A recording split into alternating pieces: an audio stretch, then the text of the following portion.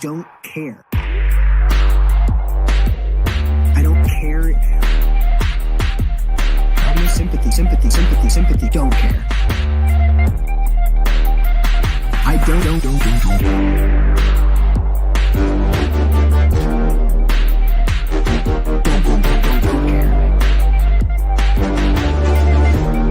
I just don't care.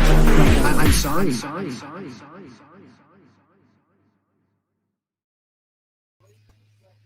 Oh, hello. Good sir. Well, how are you?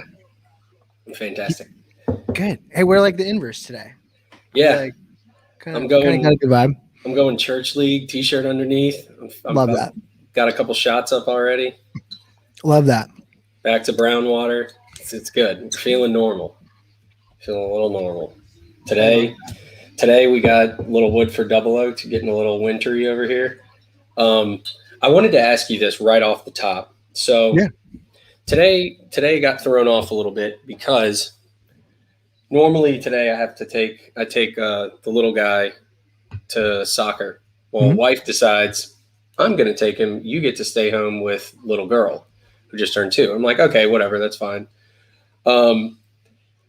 When you are in a pinch and you're stuck with one or both of the kids, what is your go-to dinner thing that you're like, I don't have to think, I can just whip this thing up? I've got mine, and I'll tell you what I did. What's yours? Peanut butter and jelly. Okay. Mine was a grilled cheese. So yeah, I can do that too. Right. It depends on which kid, because they have different preferences. They also love SpaghettiOs. Big fans of SpaghettiOs. Ooh, and that's easy because that's just canned in microwave. Mac and cheese too. That's pretty simple, but yeah. The anything that prevents you from having to use the oven, because like the preheat process takes time, and you get corn dogs and they're 18 to 25 minutes. It's time sensitivity, I think, is a big thing. Yeah. Chicken nuggets are great. Air fryer. If you got the air fryer, that can kind of solve for a lot. You got one of those suckers. Although I'm still terrified of it. I don't really mess with it. My wife is the one. It's like very easy to do. I bet it is. I just stay away. Yeah. So there's only like 25 people in here, and that's okay because everybody's still over in TFM. Here's everybody coming in. Yeah, they're all flying in. Maybe everybody's flying in, but I think we should bring on our first guest because I want to talk Top Shot to start, and then we're going to talk about his project. But we're going to bring TJ. Totally cool. What is up, my dude? How are you, my man? Looking fresh. That's not planned. Do it. I don't usually show this much skin on camera, but for you guys, I will make the exception tonight. How are we doing? I'm just glad you got in, man, because you'd missed the first sale. I don't know. Plunge probably knows, but I was the guy that was pinging Chugs after the deadline. He was one of many. You weren't the only one, trust me. Yeah. You weren't the only one. I mean, like the FOMO really starts to kick in when you start to see everyone else on tweeting it out and tweeting and Summer League. I mean, I spent a couple $1,000s to get all the cool cats. I might as well get a freaking jersey out of it too. Yeah. Definitely. Utility. I see that. Hashtag utility, baby. It's funny. I got tagged in one of those tweets today of like, someone completed a set and it was like, oh, I finished the Seeing Stars set. And then someone else was like, hustle and show next, like come join the Wolf Pack or whatever they call it, all these other communities. And dude, I'm all for it. I love the fact that that's a thing now. And whether or not Top Shot intended to do it or we sort of forced the hand in some way, like, I don't really care. And like the concept, like all the art, all the like noise, there's been a lot that's happened in the last week, even if Top Shot's been like quiet to some degree other than today. But man, the Seussibles thing, like, and people getting early access to that, and like it just brought up this like the same crap that like I just hate. It like it grinds my gears. Like I don't care to engage with it, and I feel obligated in some ways to like defend people that are like misrepresenting everyone else. But this time around, I just sort of like stayed out of it because holy cow, like I just cannot spend any mental energy on this stuff. And everybody's cool. Like, do you? I don't fucking care. Like I literally don't care. Collect what you want. If you want to collect cool cats, awesome. Join our Discord. I'm not like whining about it, or no one should be whining about anything anymore. Like it's very clear. They've been very explicit about a bunch of stuff. And if you're not with it, like cool, like that's your choice, do whatever. But like, stop fucking whining. I'm so sick of it. And I just don't want to engage with it anymore. So I haven't. So It's been an interesting ride. Did you get your Seussibles email? I guess I should check. I assume that I did. Do you care? Well, you've had a busy week. We'll get into that with all the like owners club stuff. I mean, are you good? How are you? Like, we'll start there. How are you doing? Are you good? I'm doing good, man. I'm doing good. I'm hanging in there, doing well. Definitely keeping busy. But yeah, I saw people posting the Seussibles emails on Twitter, but I did not actually check mine. I also saw the blog post about the trade tickets, but I'm also not the most up to date on that either. We can talk about it. You guys can. You want to start there? Break the news to me tonight, and then I'll kind of give you. Do you want to start there, or do you want to? Yeah, let's start there. Okay, so let me pull up the blog, and then we'll talk through it just to make sure everybody's on the same page as to what happened today with trade tickets. If you missed out, and we can sort of explain the background of what's going on from our perspectives. The first thing that everybody should do is read the blog, which I will post in the chat. Save it for later. Trade tickets are here. Like crazy. So phase 1 of the trade tickets are here. So Chugs and I, actually, both of us were on, and LG2 and everybody else were on the spaces that Alan did sort of ad hoc, that kind of explaining what was happening with trade tickets. So this is a long awaited and anticipated thing. So we knew it was coming. We just didn't know when, right? The idea here is that and it's important to understand that like there is larger NFT macro level mechanics at play with trade tickets, right? The genesis of this is not just, oh, hey, we want to find a fair way to distribute stuff, right? There's actually a purpose for some of the deflationary mechanics that you will hear about in terms of making sure that when you have a large supply of something, there is an opportunity and a chance for that supply to reduce in some way, shape, or form. So they have long teased this concept of using trade tickets in particular as a way to figure out how to distribute many of the remaining Series 1 moments that were undistributed early on. And those Series 1 moments were things that either were in packs that never got sold, or they were minted but never put into packs. Within the early beta of Series 1, if you weren't there, none of us were there, at least as far as I know. I don't think, TJ, you were in that early, were you? January was my so we're all the same. We were sort of all right around there. And it's sort of crazy. Like S1 ended like 3 weeks before we got in, but it feels like ancient history before that. But they were trying a lot of things out, and they hadn't quite figured out how to manage to like, do we mint on demand, or do we mint a lot up front, or whatever the things are. So there's a bunch of moments, including some really significantly rare Top Shot debut moments, in particular the LeBron Top Shot debut base set moment. And the like releasing that supply in a fair way is a really challenging puzzle to solve. And so they were looking for a way to do that. And they came up with this idea of trade tickets. Basically, you can turn in your moments to redeem a trade ticket. So they launched that today, at least the plan for that. And upcoming, you will have the capability of burning any Top Shot moment to redeem against a trade ticket. And I think this is live now. I'm pretty sure that you can do this. Let me look. It is. So like if I picked like it says from it right there. You see the green where it says trade in open or whatever. Yeah. That's it. So I'm gonna look at my collection. So like let's say I wanted to trade this one in. I now have the capability of like trading this Ariel Atkins in to receive a single trade ticket. So the idea here is that right now, phase 1 of this is they're going to test out this system. And regardless of what tier the moment is, regardless of what rarity is, like 1 moment equals 1 ticket.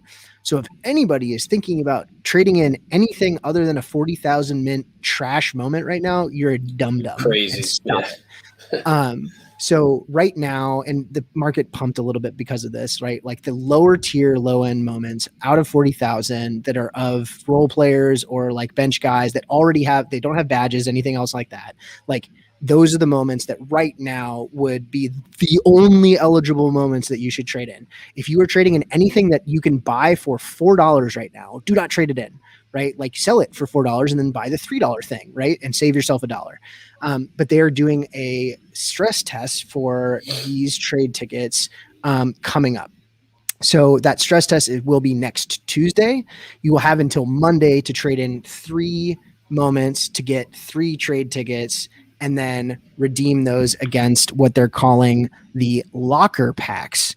The locker room is going to be this account that holds all of these like traded in moments, like basically. Junkyard.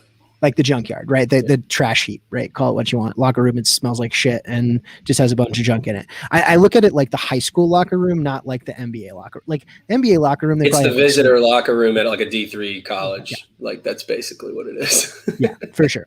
It's not a nice locker room. No. So they confirmed a couple things, and again, read the blog.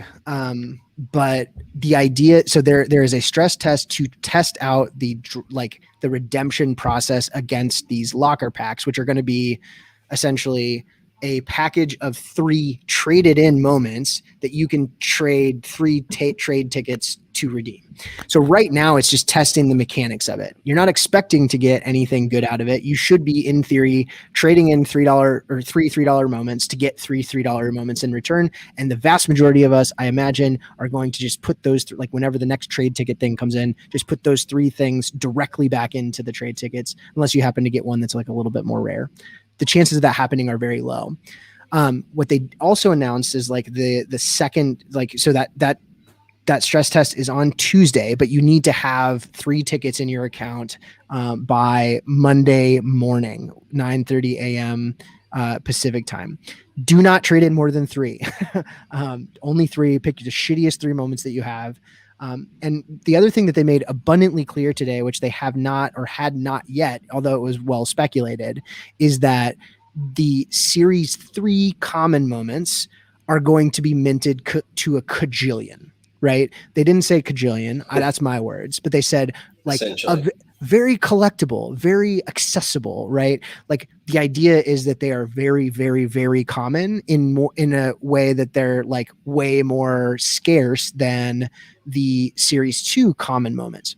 So something to keep in mind, if they're saying, okay, like from a collector score perspective, Series 2 common moments are going to be worth 12 and Series 3 common moments are going to be worth 2. And there's 40,000 mint for our like S2 moments. I mean, is it simple math to say it's going to be 6 times that and say that they're going to be minted to 250,000?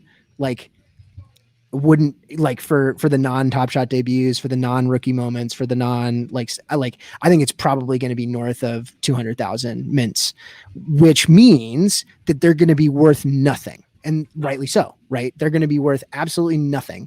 So the most that you would be able to get out of it is $1, or probably, right? Or a trade ticket, or a trade ticket, right? Which you could argue is worth more than $1 if you know. Right. So something to keep in mind, like the mechanics that they're testing right now, after this release earlier today and through Monday and Tuesday, are making sure the system works before they actually roll out the actually crap moments that they expect everybody to use for trade tickets in Series 3, which the start of the season is what, like October 20th, October 19th? 19. Yeah. So you're looking at a month away. We expect a pack to be like at least very quickly available in Series 3. It probably will take a couple, like a week or two, I imagine, to get like, hey, here's the season moments. Like they're going to have games played. They're not just going to like rely on, it's unlikely that they're going to rely on previous season moments to mint these things. Yeah, it'll be this year or right. It's coming year. Yeah, so I fully expect there to be like a little bit of a lag. So like, okay, they release big pack drops in October and September, maybe make a way for those base set packs to be like really accessible in the late October, early November timeframe.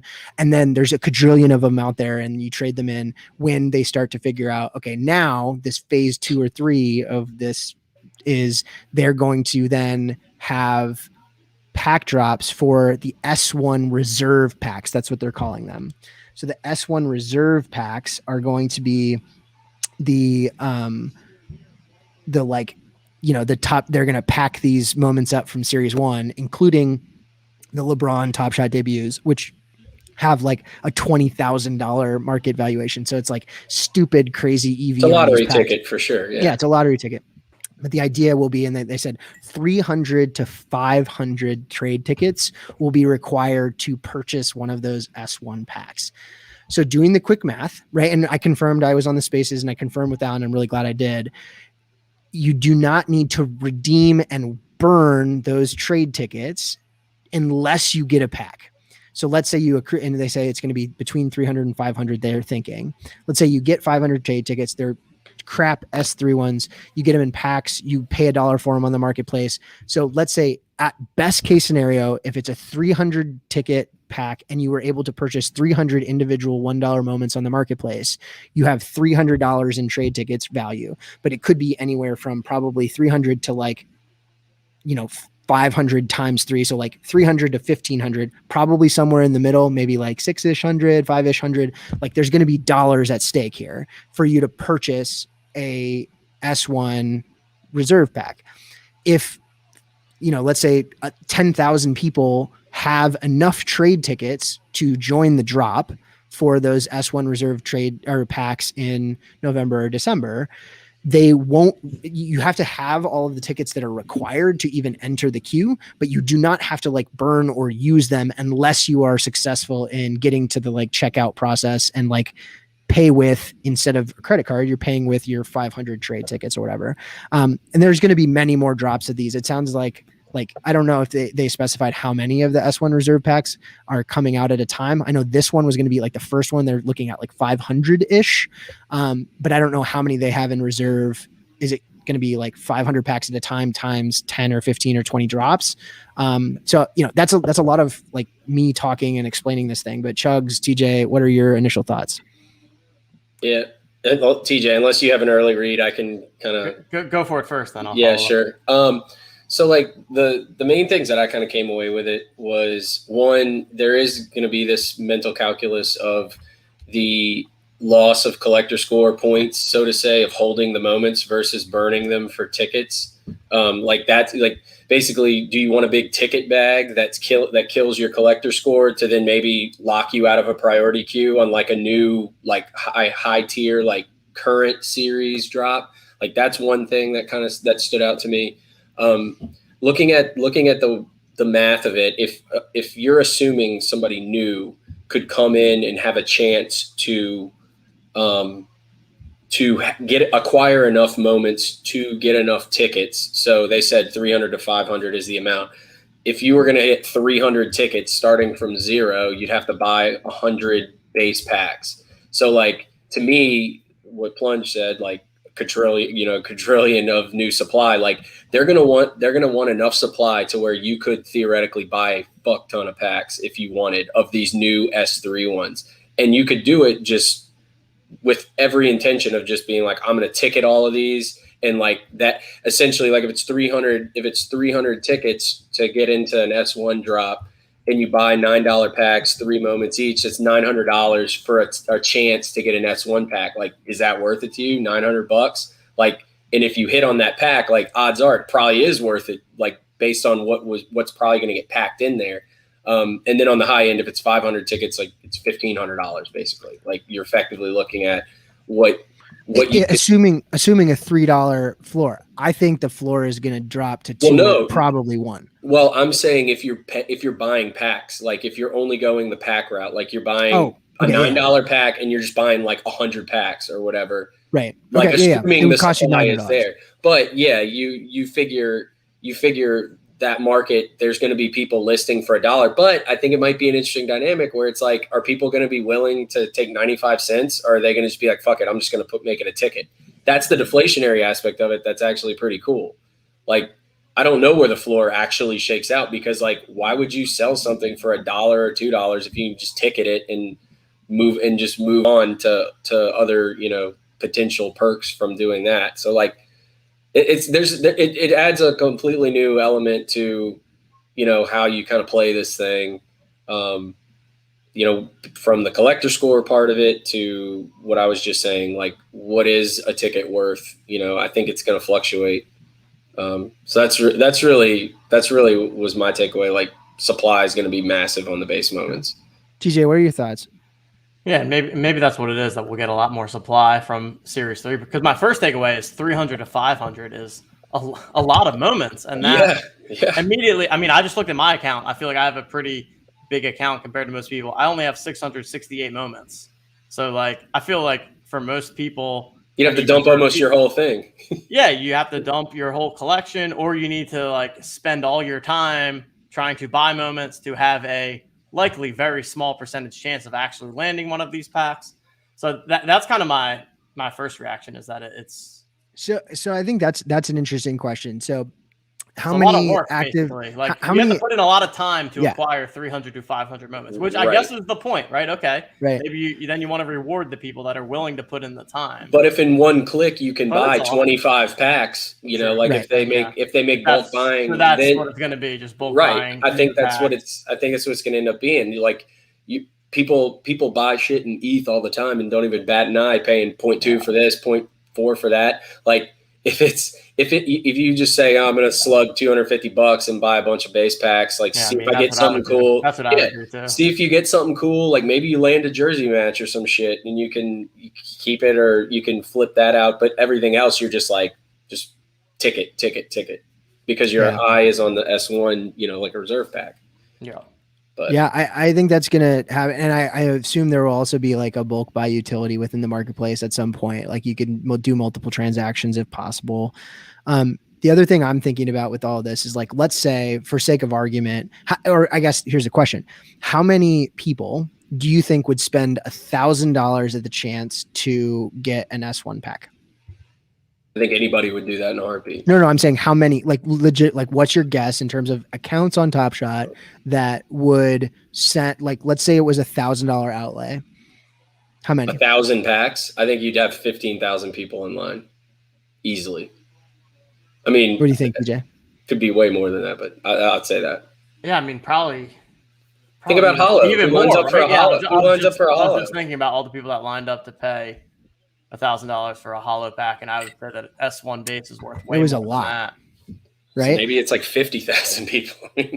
So here's the thing, oversubscribed. And I think that's so when we talk about the economics of this, it's like, all right, let's say it's, because that's my guess. I think there's 50,000 people willing to do this, right?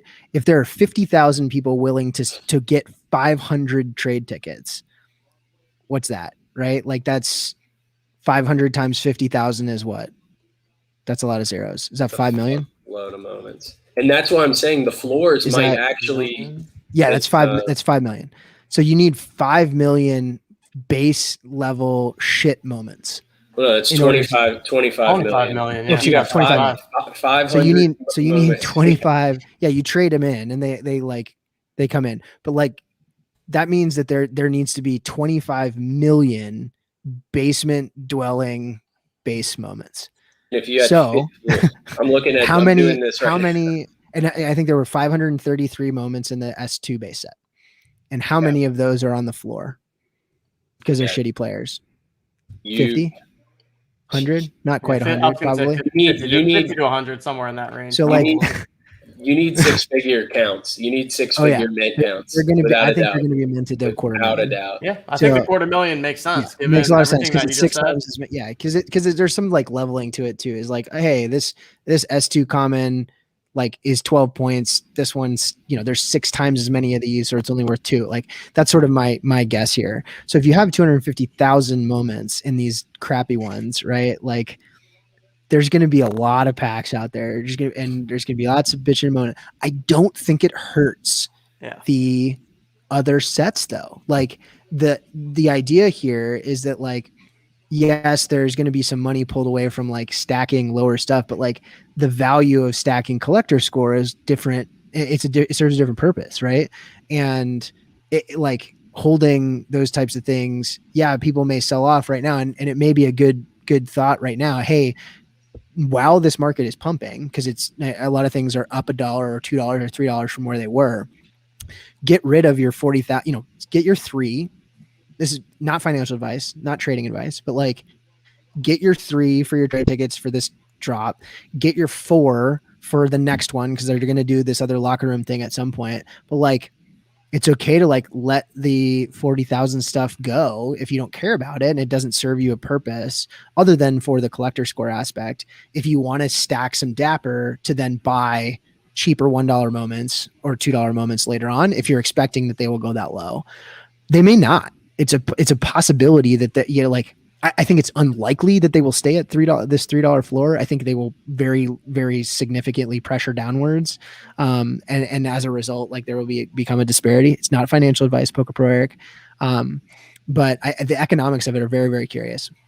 So curious. I'm hoping that we will be able to get the economist on at some point. I did ask Alan when I talked to him on the spaces, like, hey, can you come on tonight and talk about this? But I think we'll get someone on to talk about it a little bit. So how do you think this plays for a new customer that's just going to be joining in Series 3, and they come in and they're buying these packs and everything's super cheap, and we're trying to explain to them like, oh, but the reason that you want to buy these is that you want to collect 300 to 500 of these to get these museum so that you can pieces. trade them in to get these ones from like I wonder how much this, like, I feel like it creates a little bit of a difficult explanation for some of the newer folks. And like a lot of when this first coming out today, like I know in the moment we're talking about like, man, how's this going to impact our collector score calculations? Like, I feel like this is throwing a wrench into what we have going on, because now things aren't so simple. Like, it's not just as simple as, oh, moments have their monetary value that you could trade it for, and they have their collector score value. Now there's this other variable. So I'm curious what you guys think about how that may impact like new people that we expect to be coming in over the course of the next couple of months. Does it change how you think about the what's on the floor right now? Let's just take a look at what's on the floor for like cheapest moments right now. Does this concept change for any new person what directives or thought process would go into the collection of a Justin Holiday base moment? True. You just don't worry about it, basically. You don't, it just happens to be in the packs that you're buying. And yeah, if you want to like, okay, how now I understand the mechanic of trade tickets, maybe I will go buy 100 of these things because there is a lottery element of hitting a really low serial for a good player. There will be, I imagine, just like in all of the base packs before, some level of rookies, you know, the 4,000 rookies, the 12,000 Top Shot debuts for, there will be a lot fewer of those in Series 3 than there were in S2 and S1 now that everybody's caught up. Essentially, moving forward, like unless a player is, like, I think Clay is like the only one left, right? Like if you're getting a Top Shot if you're getting a Top Shot debut, I guess in theory there could be guys that were like out of the league and then came back into the league, like a role player or something like that. Or, but I mean, Top Shot debuts are going to be the rookies. Like that's it, right? And Clay. And beyond that, like for the most part, the base set then becomes rookies, stars, and everybody else, because none of them are going to carry a badge until the end of the season, theoretically, with a ring. Like a ring, right? So, you know, and Frank Kaminsky moment. Yeah, there's probably a handful. There's like you can probably count on two hands the number of like active NBA players other than Clay don't have one or wouldn't have one to some like. So what you're looking at, the like risk reward is much higher in those base packs because you're still going to look for the Cade Cunningham or the Jalen Suggs or whoever else. Like you're going to want those moments, and those are the things. Just like if you were to buy a cardboard pack right now, that's what you're looking for. And yeah, maybe there's some cool insert type stuff, or there's the $14 special sets and whatnot. But like if you're buying base packs, you're trying to crack rookies. If you're, you know, or just like on a regular pack of cards. Yeah. And that's healthy. I think so, at least. Well, having supply just readily available, like kind of going back to what you were kind of asking TJ with a new customer, like the ability to have a smooth customer experience where you can just roll in, get as much or as little as you want, enjoy the process of actually opening, like vibe to the music, whatever, and see what you end up getting. And then from there, you can kind of fall down a rabbit hole potentially of like, oh, there is this ticketing thing where like these moments aren't literally like useless to me. It's more than just a store value thing. There's going to be, you know, everybody's all expecting, you know, like team-based, you know, set utility that could be real life perks. I mean, nobody really knows exactly what it's going to be. But I think that adding those kind of variables was kind of inevitable. And I think that it just changes the calculus, right? It's no longer like a, like a store of value. Just, it's not that. Now the S1 stuff, and then I guess I kind of take it good news for like the people like us that are in with S2. Like S2 is going to look pretty damn like scarce and like museum pieces. It's not going to be S1, but like it's still the very much beta phase counts and supply. And so like those are, I have to think that they're going to be sought after in a way to true collectors and stuff as more people get on the platform. It's not like every single new person from here is just going to be kind of a casual who only is, kind of like mining the base set streets, so to say. So yeah, I don't know. Yeah, it makes sense. People are definitely going to want to level up. I think. Right. We talked about the 15Ks now are going to look super rare, right? Even the 40Ks are going to start to look more and more rare. And we talked about that early on, and you can kind of see it actually coming to fruition now. And yeah, I think it does. The more you guys talk through it, it does make sense that they're adding utility to these lower moments that otherwise people aren't. Yeah, it's basically like you can open a pack, and worst case scenario is, okay, I got 3 trade tickets that helps me like gamify towards the chance to maybe get an S1 pack, when then I can open something that is super cool. And for a new user, the choices are only going to be to do that in attempt to get an S1 pack, or to spend probably a couple hundred, if not a couple $1,000s to try and get that. So right. I think it does make sense, and it's going to be interesting to see how that plays out. Yeah. All right, chat. Before we break off of Top Shot stuff and talk a little bit about the Owners Club, which is I don't know if you knew this. I won $75 in the side hustle this past week. Very excited. Any questions, Top Shot related? We'll get back to some Top Shot stuff too. Schiller and Sean from On the Moment, or excuse me, not On the Moment. Shot to the Moon are coming on, and they're Top Shot guys too. So we'll talk more. So Clegaines asked, besides LBJ and D Rose, what other S1 mums are available? Basically anything that is minted to 1,000 in S1 that doesn't have all of the moments released. So it's not an insignificant, like Harry Giles, I think, has like a ton of them in there. There's a lot of early adopters moments too, and that there's a handful of other things. So it's not an insignificant list. But there's like a couple hundred of various people other than LeBron. Could you imagine pulling a total like Cheeks S1 reserve pack? Like how debilitating would that be? Like you've climbed the mountain, like you turned in your 450 tickets, you got a sweet queue number, and then it's like you got fucking like Jonas Valanciunas, like Lonzo Ball, and Kobe White, and like Kobe White S1 or something, like just totally anonymous guys, like totally anonymous. Like, I mean, Jonas Valanciunas is a good player, but let's be real. Like, there's only a handful. I think. There's only a handful of ones you're really like gunning for, right? That are like life changing event type deal. I think Kawhi has a bunch out there, if I recall correctly. Yeah, I think Giannis has some too. Giannis has some. Kawhi. There's 138 of the Ja Morant. Do they come up as unavailable for purchase? Is that they read in as that, right? Not hidden in packs. It's a lot of this stuff. So everything. So if you go on the Moment, here you go. Hey-o. By the way, and I sent this to you in DM last week. You're quiet, but your site is awesome. Like the way that it all fits together, and it's like super intuitive to follow and everything. I'm like, it just works, and it's super. I highly recommend it if you're not like putting otmnft.com in your rotation of like how you view the marketplace. Like, kudos to you guys, because it's fucking dope. It's really good.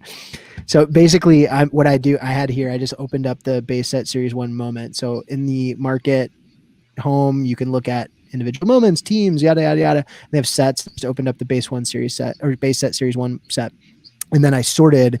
They have the circulation of each of these moments, and what circulation means is that there are like how many of them are out in the wild. So in the calculation, and you see the hover bubble right here, like 70% of the Harry Giles moments from S1 are held by TS, and what that means is there's 700 out of the 1,000 that they're just hanging on to. That said, if you look at this, right, like each one of these, and this is why they are 300 to 500 trade tickets, is because even if you got the shittiest one, right, for all of these, and you said here's the low ask for anything that was circulating count 1000, and I don't know if you can filter down by like just show me circulating count, but hey, enhancement request, right click and be able to say like only show me this, but anything under 1000, so like let's do this, we'll just sort of by circulating count of 1000 and look at like what's the cheapest, right? So yeah, you could get a Gary Harris because there's 14% of them, so like that's on the low end, but the chances of you getting that are pretty low. Part of the reason that some of the really low circulation moments have as high a price as they do is because of how low the circulation is. But I think this is probably the one that would be the worst, like right in here, like getting into the pocket of like I got a Langston Galloway, like that would be a little bit brutal. Yeah, but there's a lot of good stuff in there too, and that's okay. Like I think that's much more similar to like Kraken Cardboard, where like you're not expecting to get a hit on every single thing, but if they've got 500 of them available, you're paying for the opportunity for, a LeBron James, which is worth literally $17,000. So, you're looking at a pretty significant chunk of really big, like Harden has a bunch of them. LeBron, there's a couple of them that are there. Curry, there's some big names. So it's a lot more like that cardboard dynamic. Prices are, Dan says prices are going to go down though as more released to the public. Interesting dynamic here. And I think if you asked Andy 8052, if you asked MBL 267, if you asked a handful of those folks that have been around for a while, the assumption for many of these is that those are priced in already. That like it's assumed that like it's not just a function of how low the circulating count is, that there aren't more listings, that like they're pricing it, or many people are pricing it from a market cap perspective relative to where they would expect it to be with 1,000 out there instead of 300 or whatever the case is. There will be definitely downward price action and there's some sell pressure there, especially with new people that are looking to cash in and like, hey, I just hit a lottery ticket and I'm going to take advantage of that, right? Like, I turned my $500 into $15,000, like really hard to pass up on that and just hold on to it for dear life.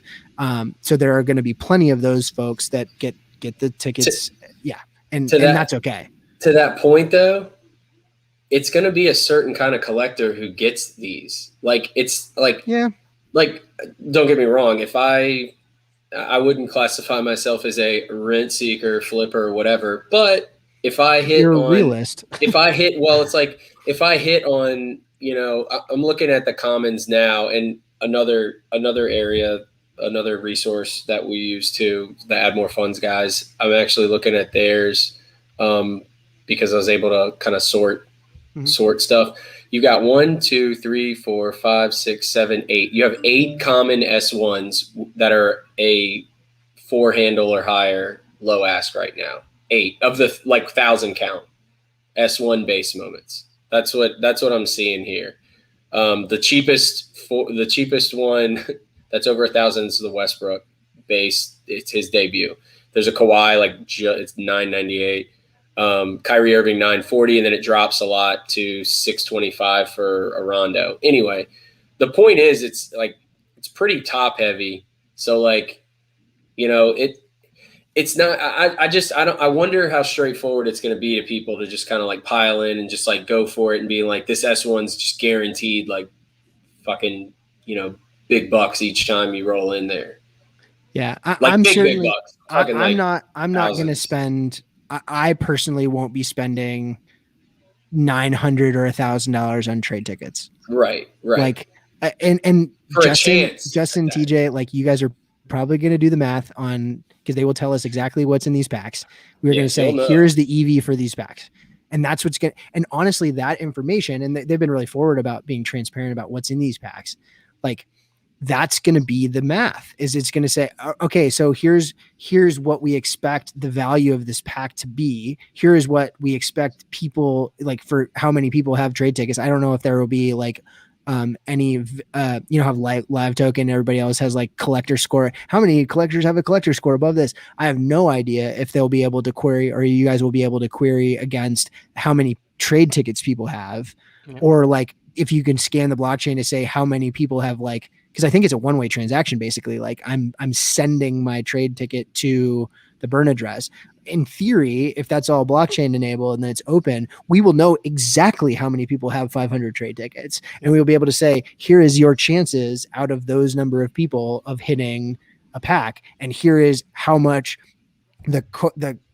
once you get that pack, what's your chances of getting this thing? Yeah. And that's going to drive what the basement tier of these moments are going to cost. Because if it's wildly expensive, then the $1 and $2 moments, everybody's going to snap them up, right? Because it's going to be plus EV to do it. And if not, or it's like pretty neutral or pretty close to neutral, then it becomes, and I assume this is the math they're doing and why they spent so much time figuring this out, because the downward pressure then becomes, okay, it's just a $1 moment.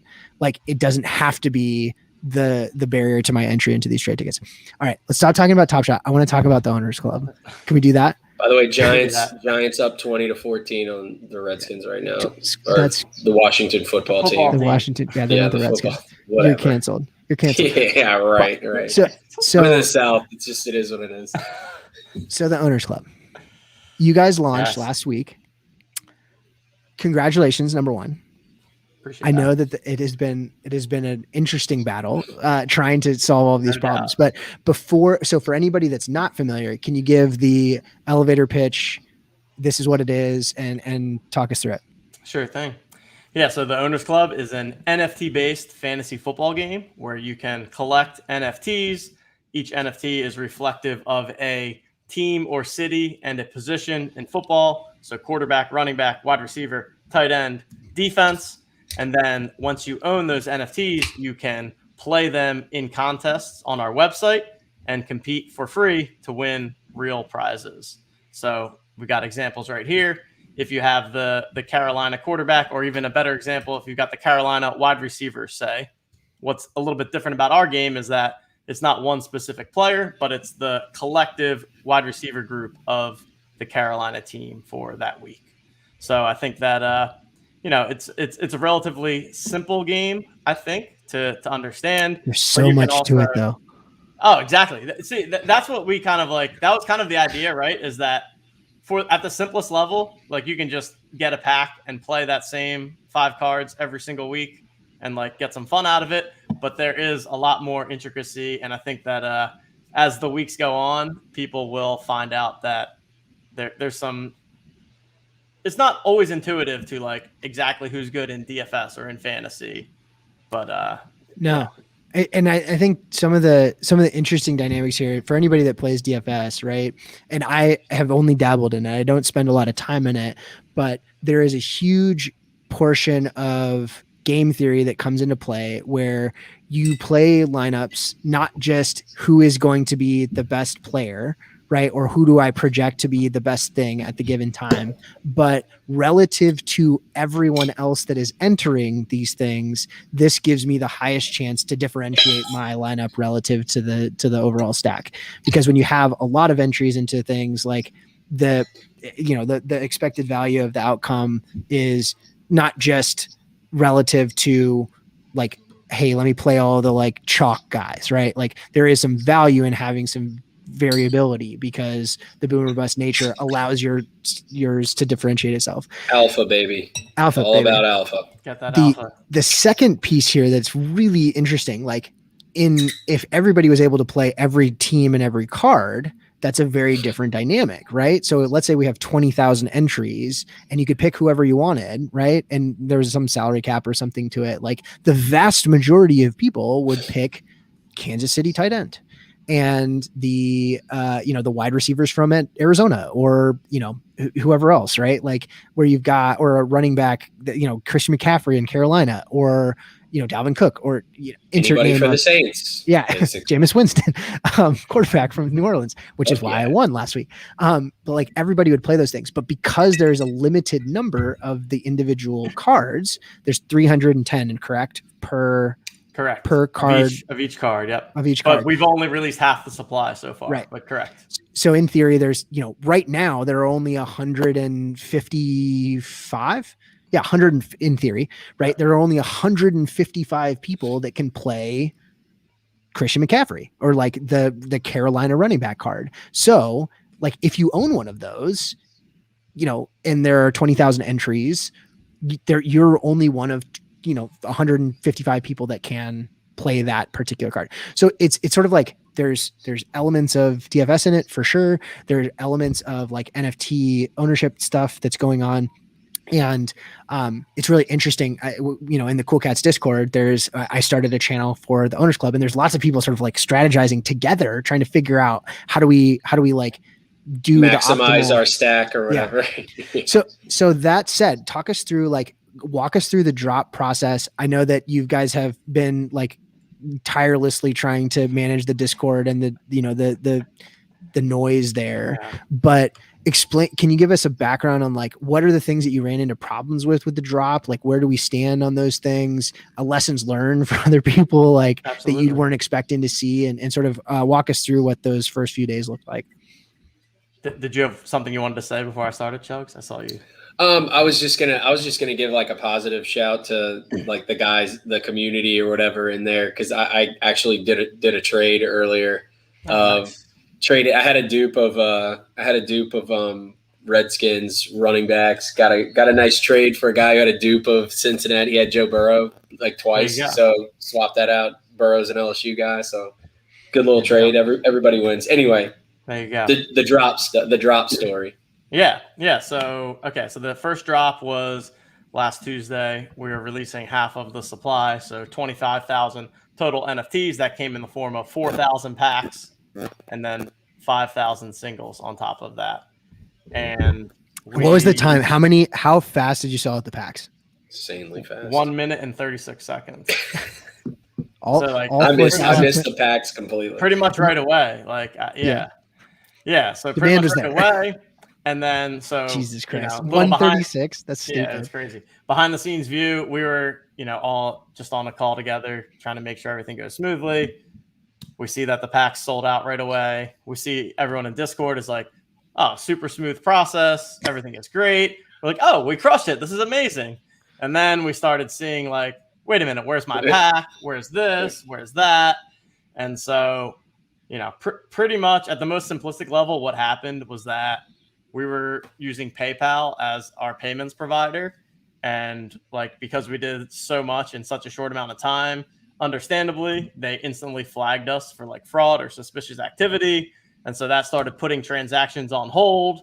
And then it's hard to even say what happened from there, but I feel like it's just kind of the butterfly effect of that started getting shut down. And then just a bunch of different things kind of went awry as a result of that. We ended up with people that didn't get all of the packs that they paid for or intended to purchase.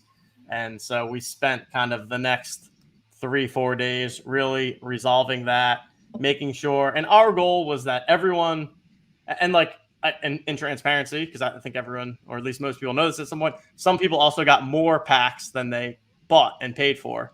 And with the way that we architected our system, we had chargeback authority for fraud purposes. And so we did take back packs or cards from people that didn't pay for them.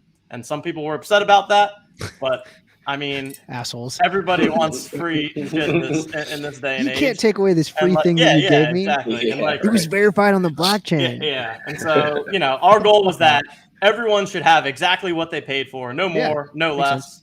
And that's it. I think that at a base level, everyone should hopefully agree with that. If you don't agree with that, that is what it is.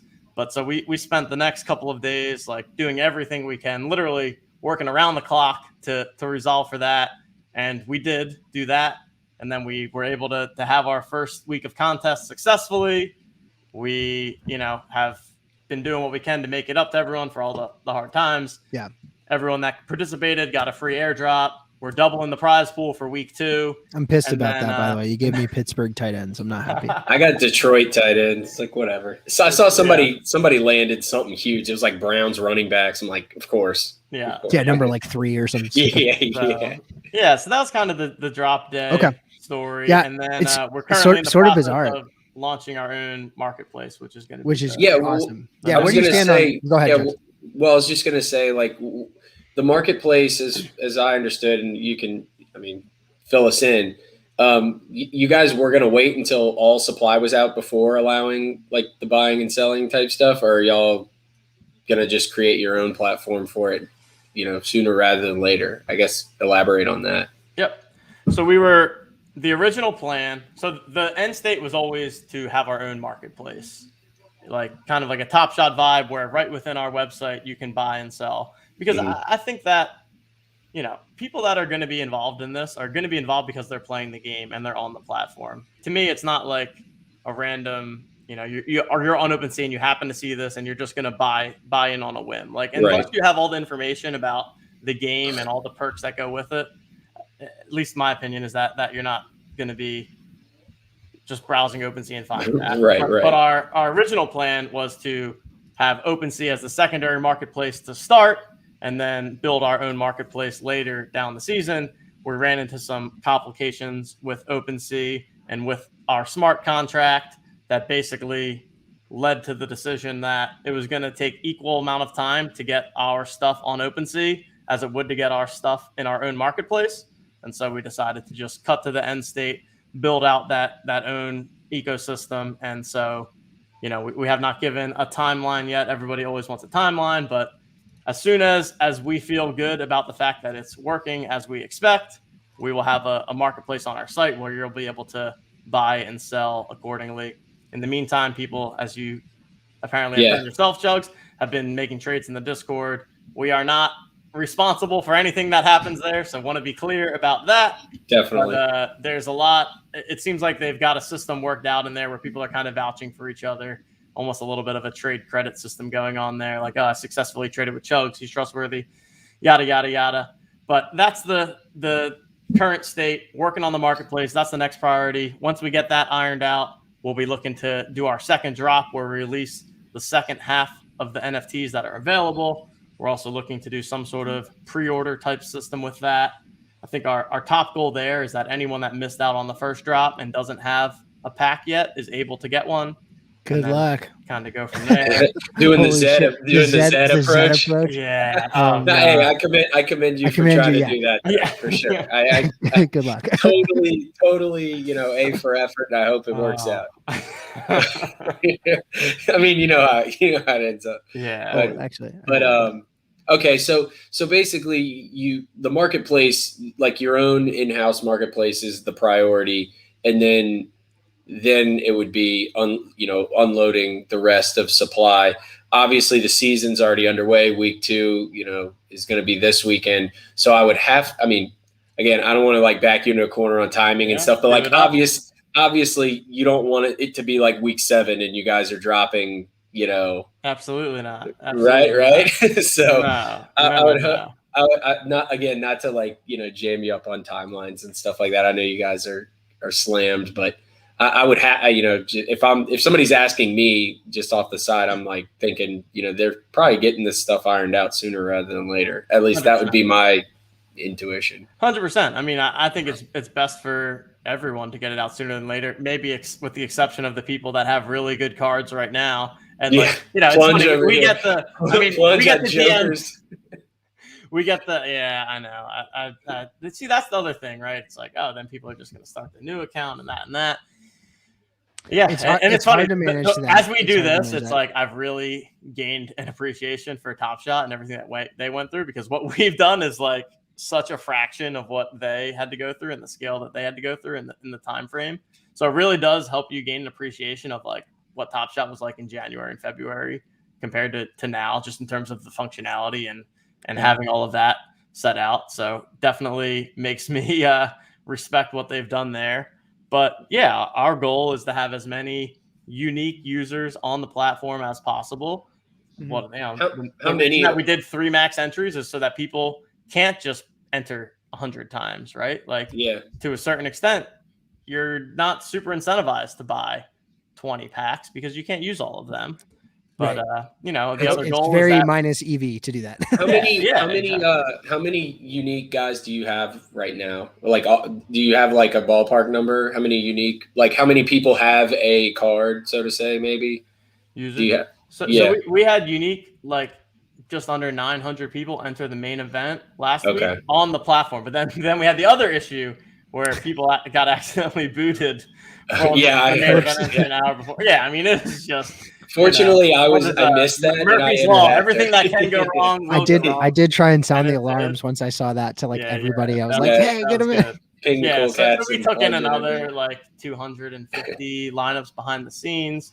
So I Yeah. think realistically, and we probably missed some people. So I mean, I think we've got 1,200 1,500. Yeah, plus. yeah, 1,200 people. over 1,500 1,000 people at least for that in sure. the Yeah. card. Yeah. And so if you prize pool. Oh, I guess first question: who should I my number one stack lineup? I have a Joker, wide receiver Joker, number 69. Ooh. Who should I put my wide receiver team for this week? For this week, let's see. Yeah, So for anybody that doesn't know, you can get a Joker I mean, I know for that a given position and pick any team. Seattle was our. So we're doing this new. I was thing going to say on Wednesday, right? Yeah. I was like, plug that. Yeah, where we pick our quote unquote optimal lineup, and we went with. I like Seattle this. wide I like receivers. this lineup. Look at Jameis. Or excuse me, I can't say that. Well, I can say it. You can't say it. You can say it. Jameis, Christian McCaffrey, Tyler Lockett, and DJ Metcalf, George Kittle, Rams defense. That's And the Rams are. lineup. Yeah, That's a great lineup. Jameis and McCaffrey are playing against each other, just FYI. So they like, don't affect each other. I know, but I'm just letting you know, like Jameis and them, if they have the ball like all damn game, like they did with the Packers, like he's keeping the ball away from your CMC, just FYI. But that's no big deal. Yeah, it's gonna be a shootout. I know it. I like. I don't know if Carolina can score, but that's okay. Yeah, but he's gonna catch a trillion balls and rush for a lot of yards. Is the scoring? Oh yeah.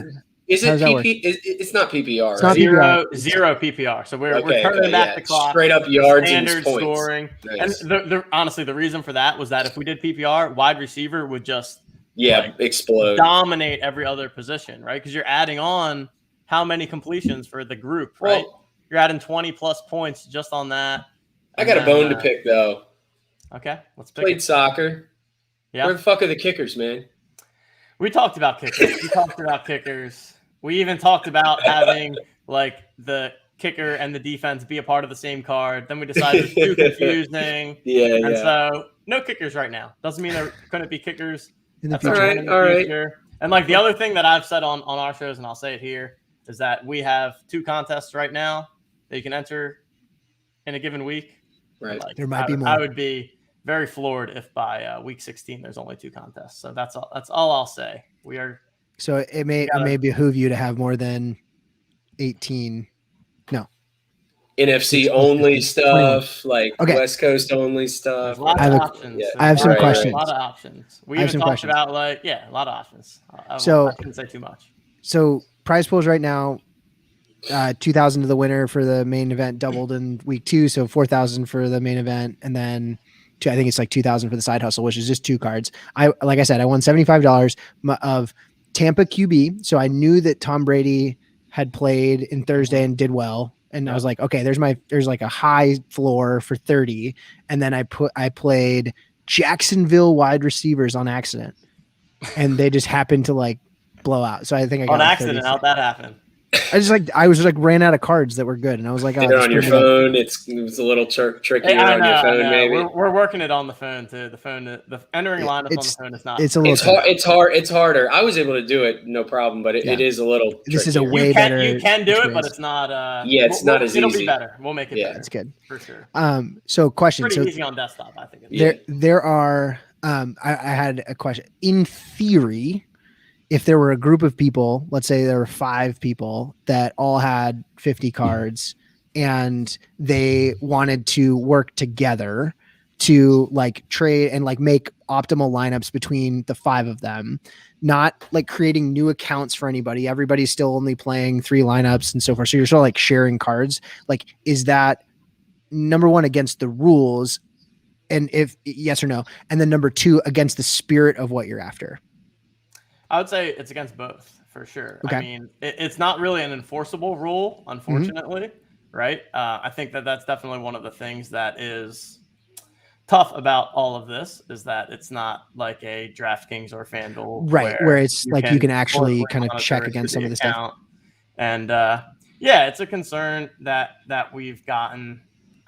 It's against the rules for sure. Although, like I said, it's not really something that we'd be able to pick up on. Okay, no, that's But good. It's definitely against the that's spirit of it.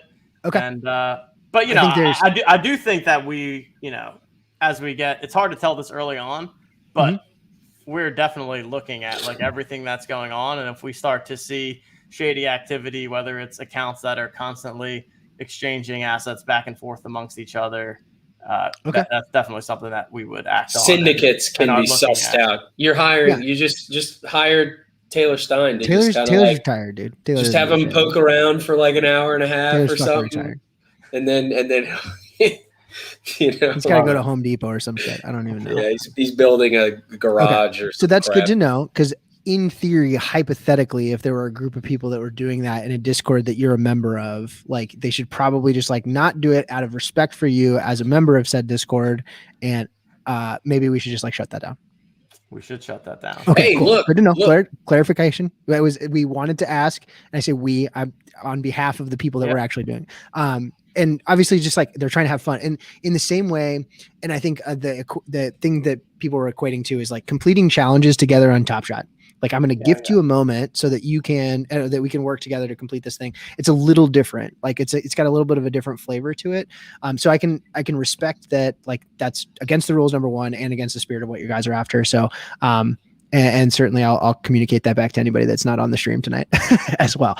Yeah. Full disclosure, I'm not doing it, but I know that there are some people that are doing that. It's an interesting one.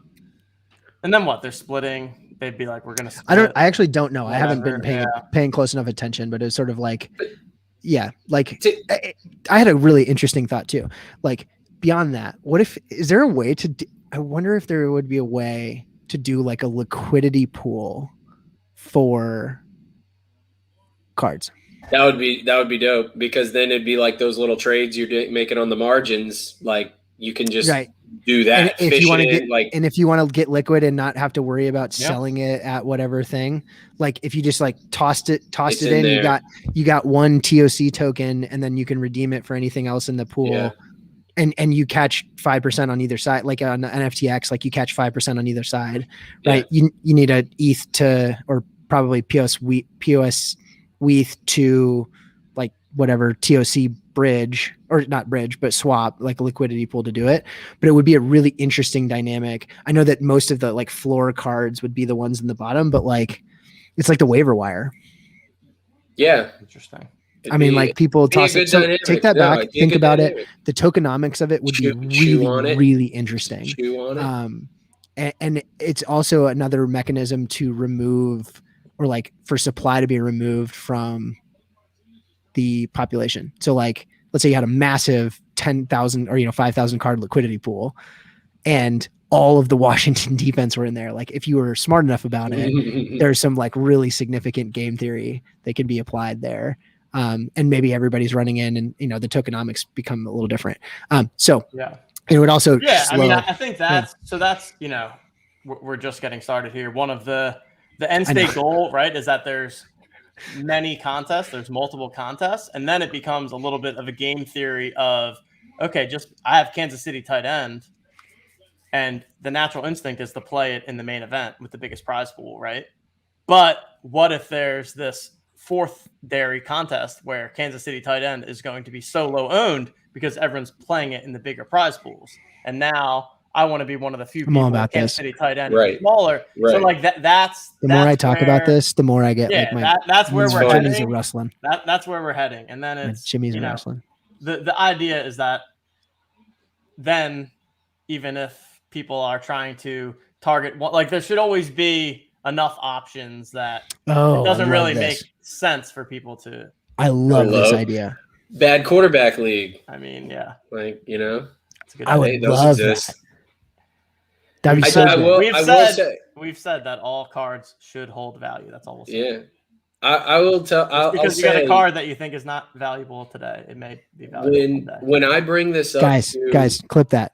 Clip that.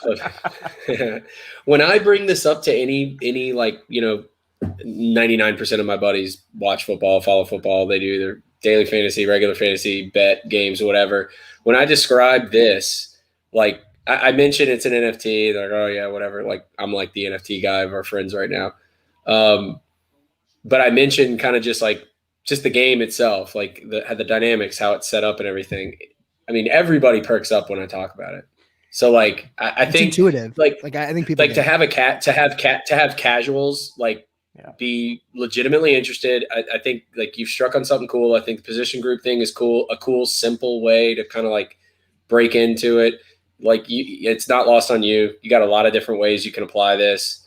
The beauty of the blockchain is, hitting on kind of like nefarious stuff. Like, I mean, as we saw on a much bigger scale with OpenSea, like beauty is it gets sussed out pretty damn quickly and called out and whatever. And I think you definitely are onto something. So, keep plugging, man.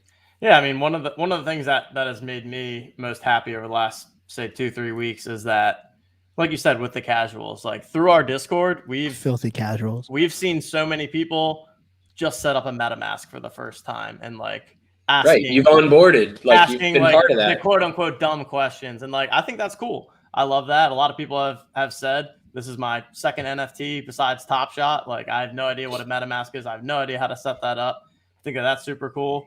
And yeah, I appreciate this simplicity of the game, because that's one of the other things that we've pretty much got. All the questions that we've got have been like pretty in the weeds questions or about like MetaMask. It hasn't been, I don't understand the game. And so I think that's a win in itself, is that people get it when they hear about it. Yeah, if you're spending real world money on like sports NFTs, like of fantasy football, like you get it, exactly. Like you understand. You should know that part at least. Yeah. If you're like, hey, I've never played fantasy football before, let me buy it. Like that'd be a weird thing. Here's a softball that's up on there. Yeah, new drop each season. Each season. You've answered this before, but go ahead. Yeah. Yep, there is.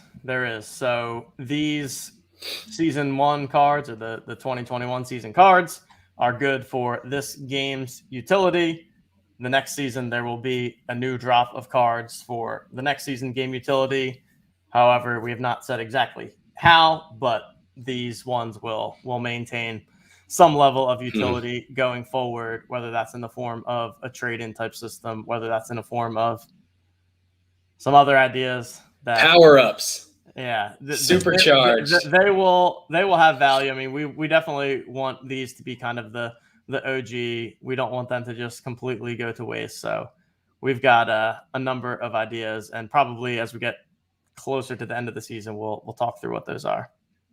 So another question from Tiger Mentor here.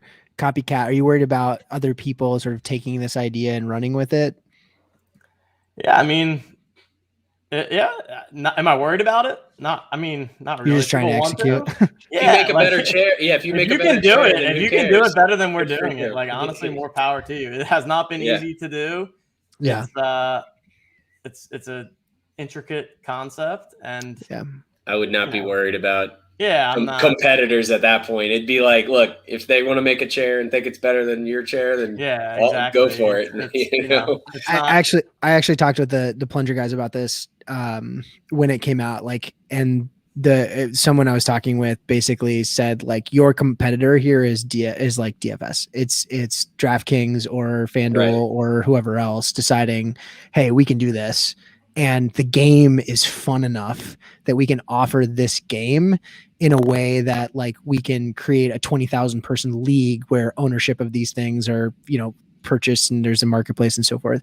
I don't know that that's something that anybody wants to bite off, because it's like not an insignificant lift from a technical perspective to do that. And it's outside of their core business. But I mean, I think you'd all be fools to think that people aren't paying attention to this at least.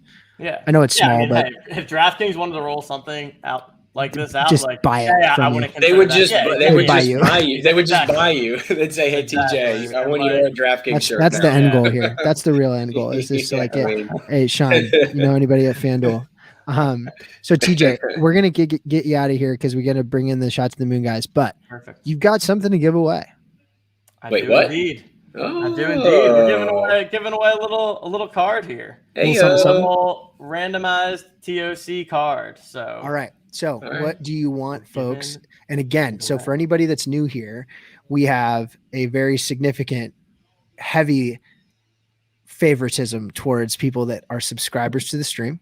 I'm not legally allowed to only make it a subscriber only thing. There has to be free ways to enter, but you can significantly increase your luck if you subscribe to the stream. We really appreciate it. It does help us out a lot. So we're going to roll a Nightbot giveaway. So it's going to be someone typing into the chat. And TJ, you get to pick what the code word is that everybody needs to type into the chat for us to do this giveaway. I think we got to go with a little exclamation point TOC. Exclamation point TOC. All right. So that is what we're after. Let's do we're gonna have you ever heard the giveaway song? I don't know. Maybe not. To. Go for it. Subscribe and that bullshit. You might win some free shit. Yeah, don't give away. Don't give away some. Yeah, we gon' give away. We gon' give away some. It could be you. It's probably not. And if it is, I smell a box. Rigged. Shit is rigged. Win jobs.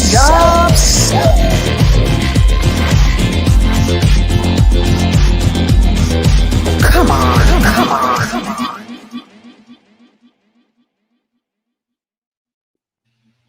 Oh, that's great. What'd you think? Confirmed the first time I heard that one. That's Caruso. At first, I was like, "Are these real quotes from people?" And then I was like, "Okay." Big ups to Caruso's missing hair on that one. Congrats to him, by the way. Wicked Craniums. He just joined their team. So we're gonna roll it. Go ahead. And 17 Ikula. 17 Ikula. I know that name too. So hit up TJ with your ETH address in DM. You probably can DM him because he's in the the Cool Cats Discord. If you have trouble finding him, let me know. And we will get you all connected up. TJ, any final parting thoughts? Anything? No, that's it. Thanks for having me tonight. It's good chatting with you guys. Pleasure, it's been too long for sure. But hope everyone checks out TOC week 2 coming up on Sunday. And, Giants dude just dropped a bunny in the end zone. I think it was Slayton. Oh my god. Bummer. They're up by 3. Like that would have maybe iced the game. That would have been it. There's 6 minutes. Oh my god. There's plenty of time. Yeah. You gotta go up by 10. Oh, he won 6 in the main event last week. Wow. Yeah. There we go. Wait, 17. Were you the one?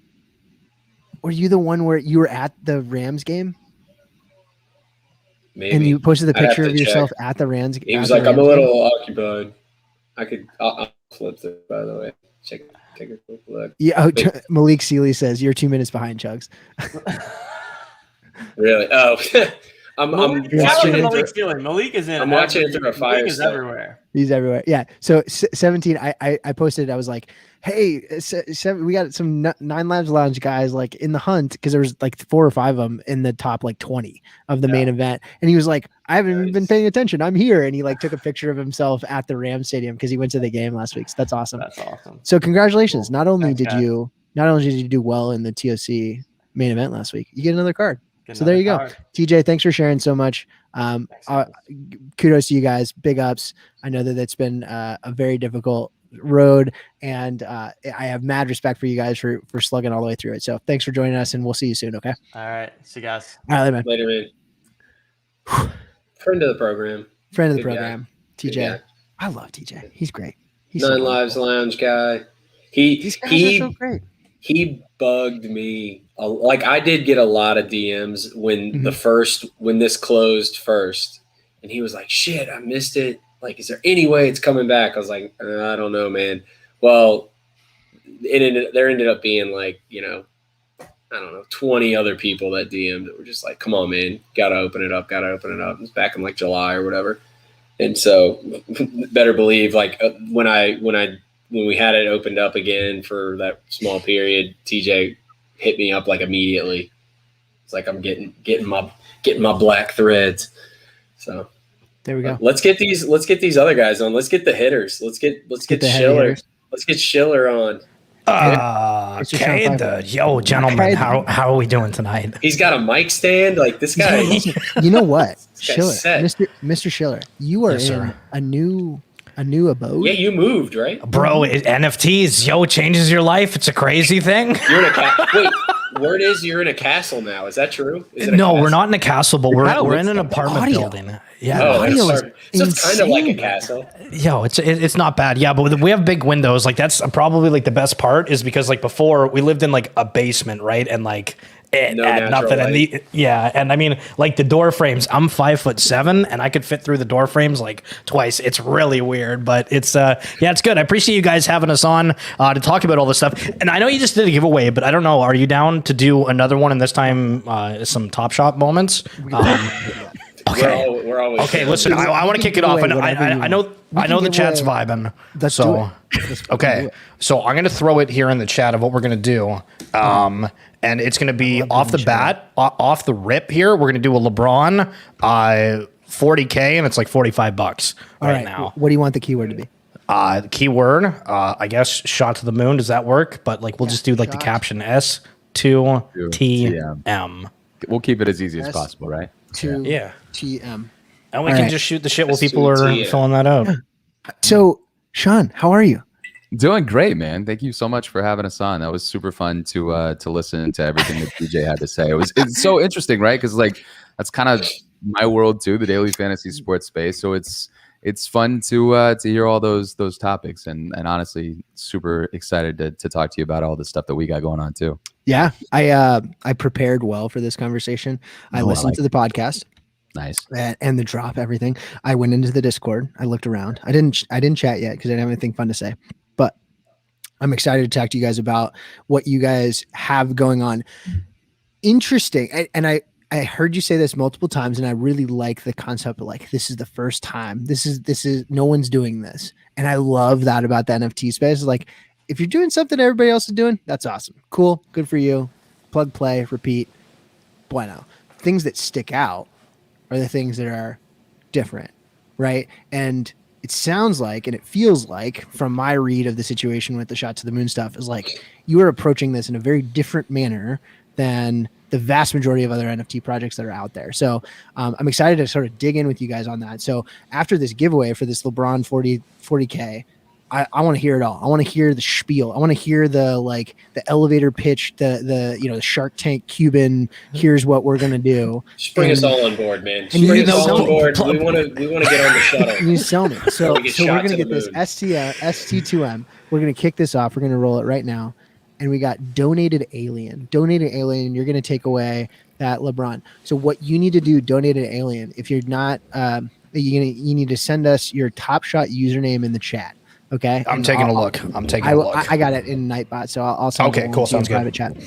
Hit me with your Top Shot username. It's me, DK1. DK1 is the name. DK1. Okay. Send that along there. Awesome subscriber since June. So well done. I love that. So on that note, shot to the moon. So for anybody that may not know, which if you don't know, you're living under a rock. Like, what is shot to the moon? Well, Sean, I'll take this one from the top if you're okay with it. So Shot to the Moon started out as a podcast where we said, hey, you know what? Like there's a lot of NFTs coming out and there's a lot of people that are new to the space. An entry level podcast that kind of goes over the drops, the happenings of what's going on from a week to week basis, and keeping everybody in the loop, but being kind of like a platform that's like, hey, whether you're an expert or a newbie, we're just gonna kind of have fun conversations. Where it was the same thing when you started streaming, when I started streaming for Top Shot. It's like, hey, there's room here for content, and I think when we put ourselves out there, take the time and dedicate ourselves, we can continue to grow at a space that's growing. growing. It needs people to kind of take that step and move it. And then we decided, hey, like if we're doing a podcast about NFTs, let's go and do that. Let's create an NFT, show what it's about. I've been involved with a couple different NFTs and really kind of build out this entire story. But ultimately, it really just started about wanting to educate people about it and being kind of a fun place where, you know, you can chat about NFTs, and it's a passion for people, very much the same as what Top Shot was. Sean, from your perspective, so part of the bit, if I can call it that, or at least the shtick of Shot to the Moon generally, and it's not really a shtick because you're actually doing it, is like Schiller is someone who's in the trenches, in the weeds, has been here for relatively long time as compared to many other people, and as someone who is newer to the NFT space, like sort of the way the dynamic of your show and your podcast plays out is Schiller explaining things to you and sort of like trying to bring you up to speed on what's been happening in the NFT space. So I'm curious from your perspective, like coming into this in that view or from that view and now launching your own NFT, like, does this change that dynamic? Are you now someone that can't play that role as like not a newbie to NFTs anymore because you're launching your own? Yeah, I mean, I think it's a fantastic question. And I think honestly, it's something that it's still going to be who I am. I'm not trying to be anybody that I'm not, right? Like I don't know that. Right. So like I don't want to create any sort of a different persona. I am who I am, and I think that it's been a learning experience, and it's been so much fun to pick his brain right throughout the entire process about all of the different NFTs. And it's been, I mean, I definitely am a lot more knowledgeable on episode 13 than I was on episode 1. There's no doubt about that. So much more. So it definitely has been a journey. But in regards to this NFT and everything that we're doing, I've just been trying to be a sponge. Like I've been trying to really immerse myself completely in the culture. Because like he said, he's been involved in other NFTs. I know that he's been on a lot of different boards. He's obviously worked with a lot in the space. So for him, it was, this is much more familiar. For me, it was like, all right, if we're going to do this, we need to do it really well. We need to do it successfully. And we want to do something, like you said, that's not hyperbole. It's not just something that, it's the first time to ever do something. I actually want to make a difference. I actually want to do something in the space that is really raw and new and fun. And I think that we're going to do that through the Living Space Map. This is going to be a journey. It's going to be a journey that we're all going to be able to take together. And it's going to be something that I think is going to separate ourselves from the pack. We're not looking at this from a short-term perspective. We're looking at this from a very long-term perspective. And we're exploring the galaxy together, and we're going not just to one moon, we're going to a bunch of different moons, and there's going to be all sorts of twists and turns as we go from moon to moon throughout the journey, which is going to include obviously generative art. It's going to include collabs with people in the NFT space that many people are familiar with. It's also going to include one-of-one pieces. So there's going to be a lot of different things that we're doing to keep people engaged and also reward them for minting that original space pass. So I have to point out, so the initial, when I heard about this, was audio version, right? And so I was trying to like wrap my head around this character and nifty as a concept. So walk us through. It seems like the journey together concept here of like working your way through various things is sort of story based. And I'm curious, like how did that come to be? Like, why did you choose that compared to, deciding to do one thing or the other? Like, how did that creative concept come up, and where was the genesis of that? Vine, feel free. I can jump in for this. So I think like when you're looking at NFTs and you're saying, hey, like what's something that people are really vibing with within like, the entire community, and using different words like buzzwords in a way from like community to utility to interest. And when you look at all the different, NFTs out there, the one thing that is kind of the selling point is the art, but then also kind of, okay, what follows the story behind it? When you look at Cool Cats, you're like, okay, well, it could be a village of Cool Cats. When they made out that map, if you happen to own one or be in their Discord, they showed, hey, here's the town hall, here's this, and you can kind of visually see what's going on with everything in Cool Cat land that they're kind of building out. With the Vogu, it's another kind of concept where it's like, hey, if you are really digging this kind of story about robotics, all the stuff that kind of went wrong and a storyline behind that. Hey, we're kind of building it out. And so you're left with this idea that, okay, the story's kind of being built out. And for us, it's like, let's take that story and kind of really make it our own, which is Shot to the Moon,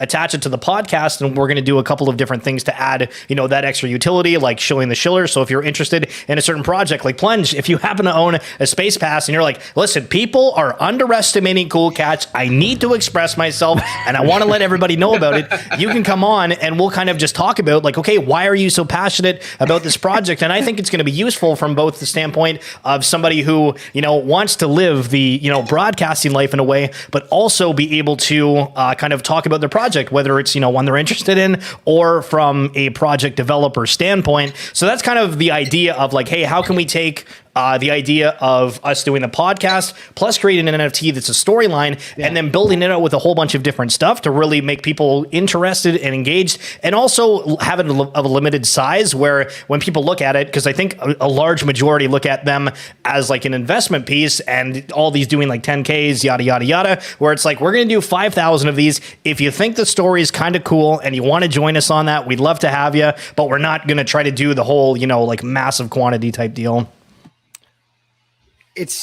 I will say it's involved, right? Like it's like you can tell in some ways when you see certain NFT projects, like there's a surface level, here's what it is. And it's like slapping me in the face. And that's just what it is. And there are other projects, and this seems to be one of them, where you start peeling back layers of the onion and you start to realize that like, hey, there's more thought to this than I may have seen on the surface. Yeah. So I'm curious, like Sean, what is the biggest struggle right now for you guys to like, as you're sort of launching this thought process, as people are asking questions, as people are joining the Discord, like what are the things that people aren't seeing yet that you want to make sure they do? Yeah, and I think that's an awesome question, because a lot of people look at this and they get overwhelmed because there's a lot that's going on, right? This is truly going to be a journey. And the biggest thing for us, and the biggest focus, highest priority for us going into this was, how can we create this interactive element and build out a true storyline, right? So this isn't like, again, something that we're focused on one generative art piece, and there's nothing wrong. So lots of projects out there that exist have done it very, very at a very high success. That being said, what we have been focusing on, we were never worried about the art. We have a fantastic artist that's handling a lot of the pieces for us behind the scenes, and also a lot of the stuff that you see on social media. We also have an amazing developer team that are building everything out. We obviously have a 6-person team that are working on a variety of different things, from being an executive producer for the weekly shows to the merchandise line that's going to be rolling out really, really soon.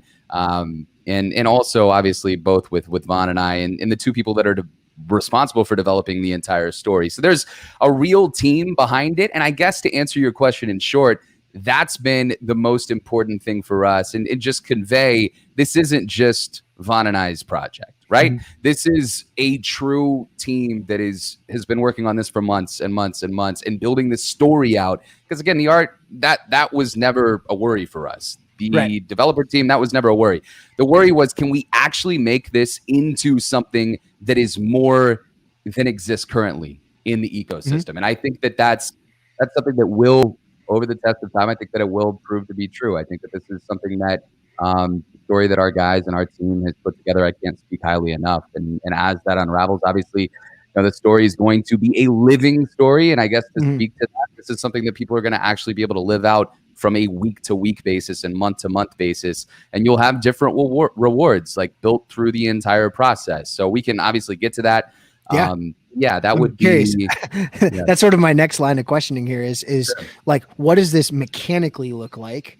And sort of like, where are we in the timeline of everything? Obviously, like I'll send it again, everything in the chat for the site that has all of the details on this, but where are we and where are we going? So starting now, as of 9/16/2021, if you're in the United States, 21/9/2021, if you're anywhere else, like what's coming? What do we need to be prepared for? And then what's shortly thereafter? What's our next step in the journey?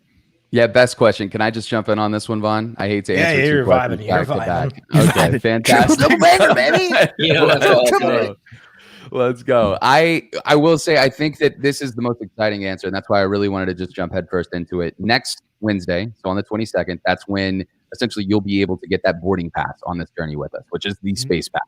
Once you get that boarding pass, there'll be 5,000 of them. You join us on the journey. So you enter your specific starship.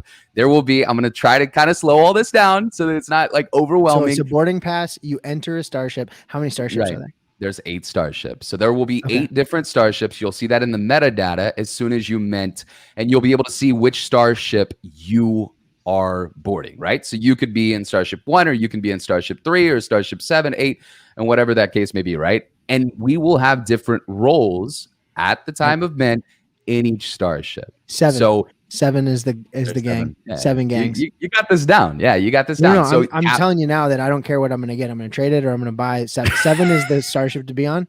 I don't know what's going to happen with 7, but everybody that wants to be on the Plunge starship, we're going to be on Starship 7. Just telling you. All right. Wait, And I is that, think- do I need to take notes?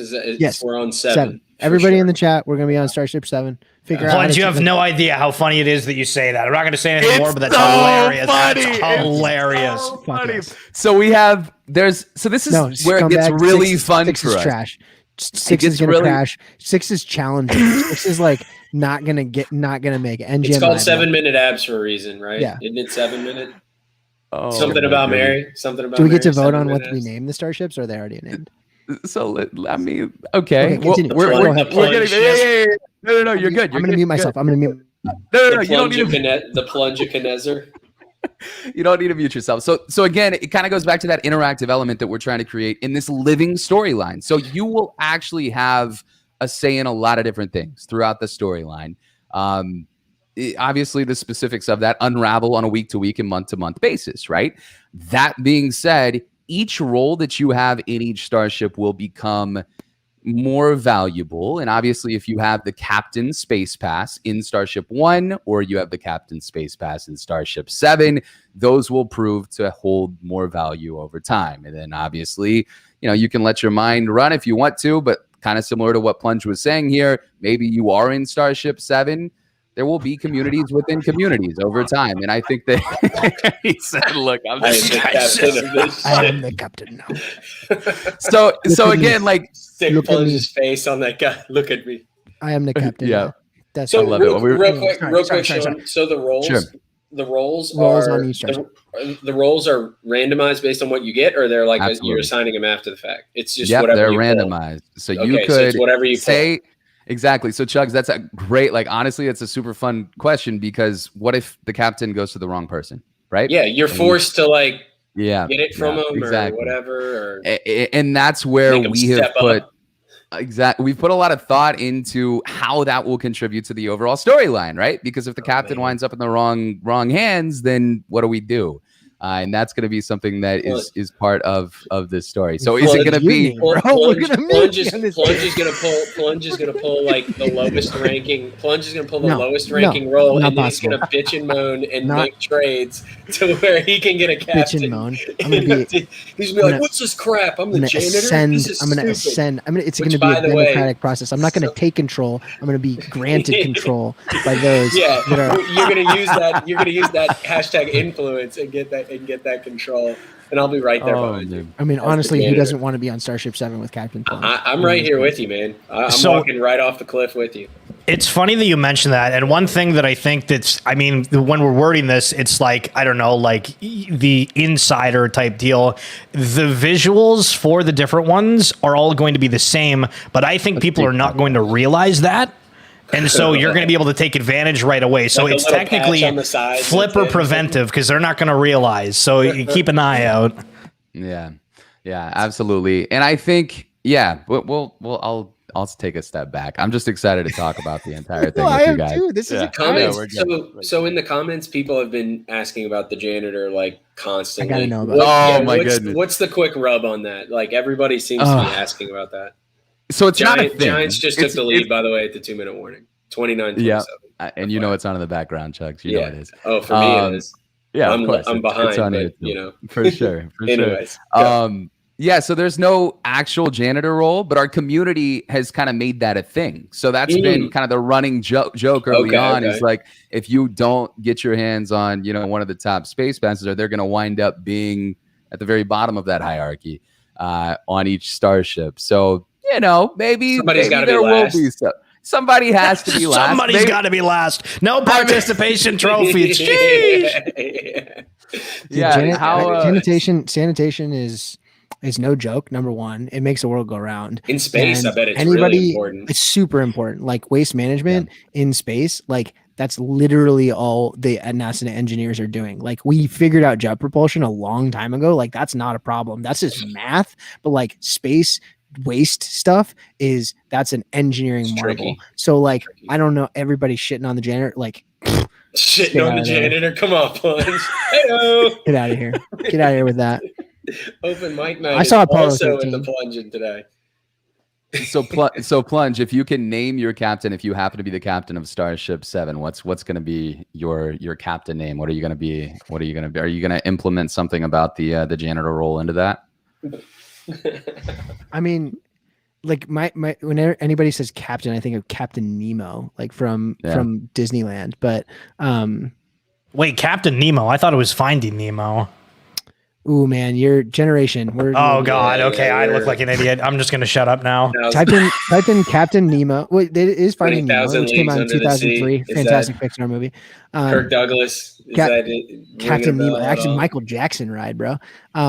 Captain Nemo. Look it up.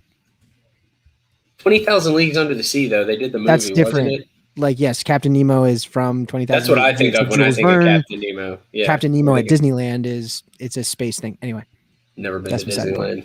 We'll get you versed, Vaughn. We'll get you versed. I don't know. Okay. So Captain Plunge. I mean, Captain Plunge. I'm not gonna say no if the people like they want. I'll let the people decide. Yeah. And I will say that people will have a say in a lot of different things in along this journey. So this is, again, it kind of goes back to this storyline unfolding on that weekly and monthly basis as we go from moon to moon. So I guess you want to talk about the moons real quick here, guys, if y'all want to, and kind of understand what that means.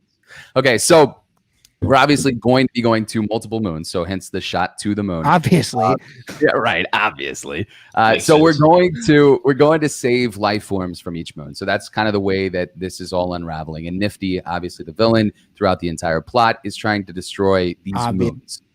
Obviously, right? So we're trying to get to these moons, and as we're saving these different life forms from extinction, we bring them on the journey with us for the space pass holders. So that's where the generative art kicks in. And that's where, as we get to the moon, you will not have to pay as a space pass holder to mint the generative art. If you're a space pass holder, you get the generative art for free. The only thing that you'll have to pay are the gas fees. That's it. So something that will be really cool, and we get this question a lot, is why in the world would I mint more than one space pass, right? Like I'm just going to wind up going where I go, and whatever rank I get, we'll take it. Each space pass that you get, obviously, it increases your chances of more rare generative art as we get from moon to moon, and as we approach, and save these different life forms, whether it's fire monkeys or ice wolves or Zolitarians or anything else, right? So we're bringing this interactive element so that when you own a space pass, you actually own that key to all of the things that we unlock as we travel from moon to moon. I'm in. Might save all these motherfuckers. So run that. Well, hold on though. So run that back for me. You were saying that owning multiple mint passes could increase odds of getting a rare generative RP. So think of it this way. So if you own one space pass, you have one. So that gives you access. If we go first moon, we're going there. We're going to encounter the fire monkeys. Are we able to save them? I don't want to reveal anything on the story, but if we are, and they become part of this journey with us, you will have access to get one for free if you own one space. What if pass. we don't like the life forms, and we want to murder them in cold blood? I mean, you can do whatever you want to do. So, you can do. Sean, I'm not going to be mad at you. Do you play D&D? Have you ever played D&D before? Oh I have no. not. Yeah, he's a boomer, no shot. Oh no. He's No, a boomer, no Sean and I shot, are- savage. Wait, but Sean and I are similar age. wouldn't boomers play D&D? It depends. Yeah, Yeah, it's I like would an say it 80s depends. thing. Like everybody watches. D&D Dungeons and Okay, Dragons. you're right. I'm out of There's this- line. I'm out of line. You're right. So, and by the way, I just realized it's not Captain Nemo, it's Captain EO. Anyway, that's beside the point. Michael Jackson. So, there's this dynamic in D&D where, like, if you have really thoughtful players, like, you can build this like super crafty and wonderful storyline. And the more people that you add to it, or the less involved people that you add to it, like, it turns into a giant murder hobo fest, and everybody just wants to kill everything. So I know that you probably have some level of the story keyed out, but like, if you have choice and agency in what to do with like various life forms, there's a very strong possibility that everybody will want to kill everything.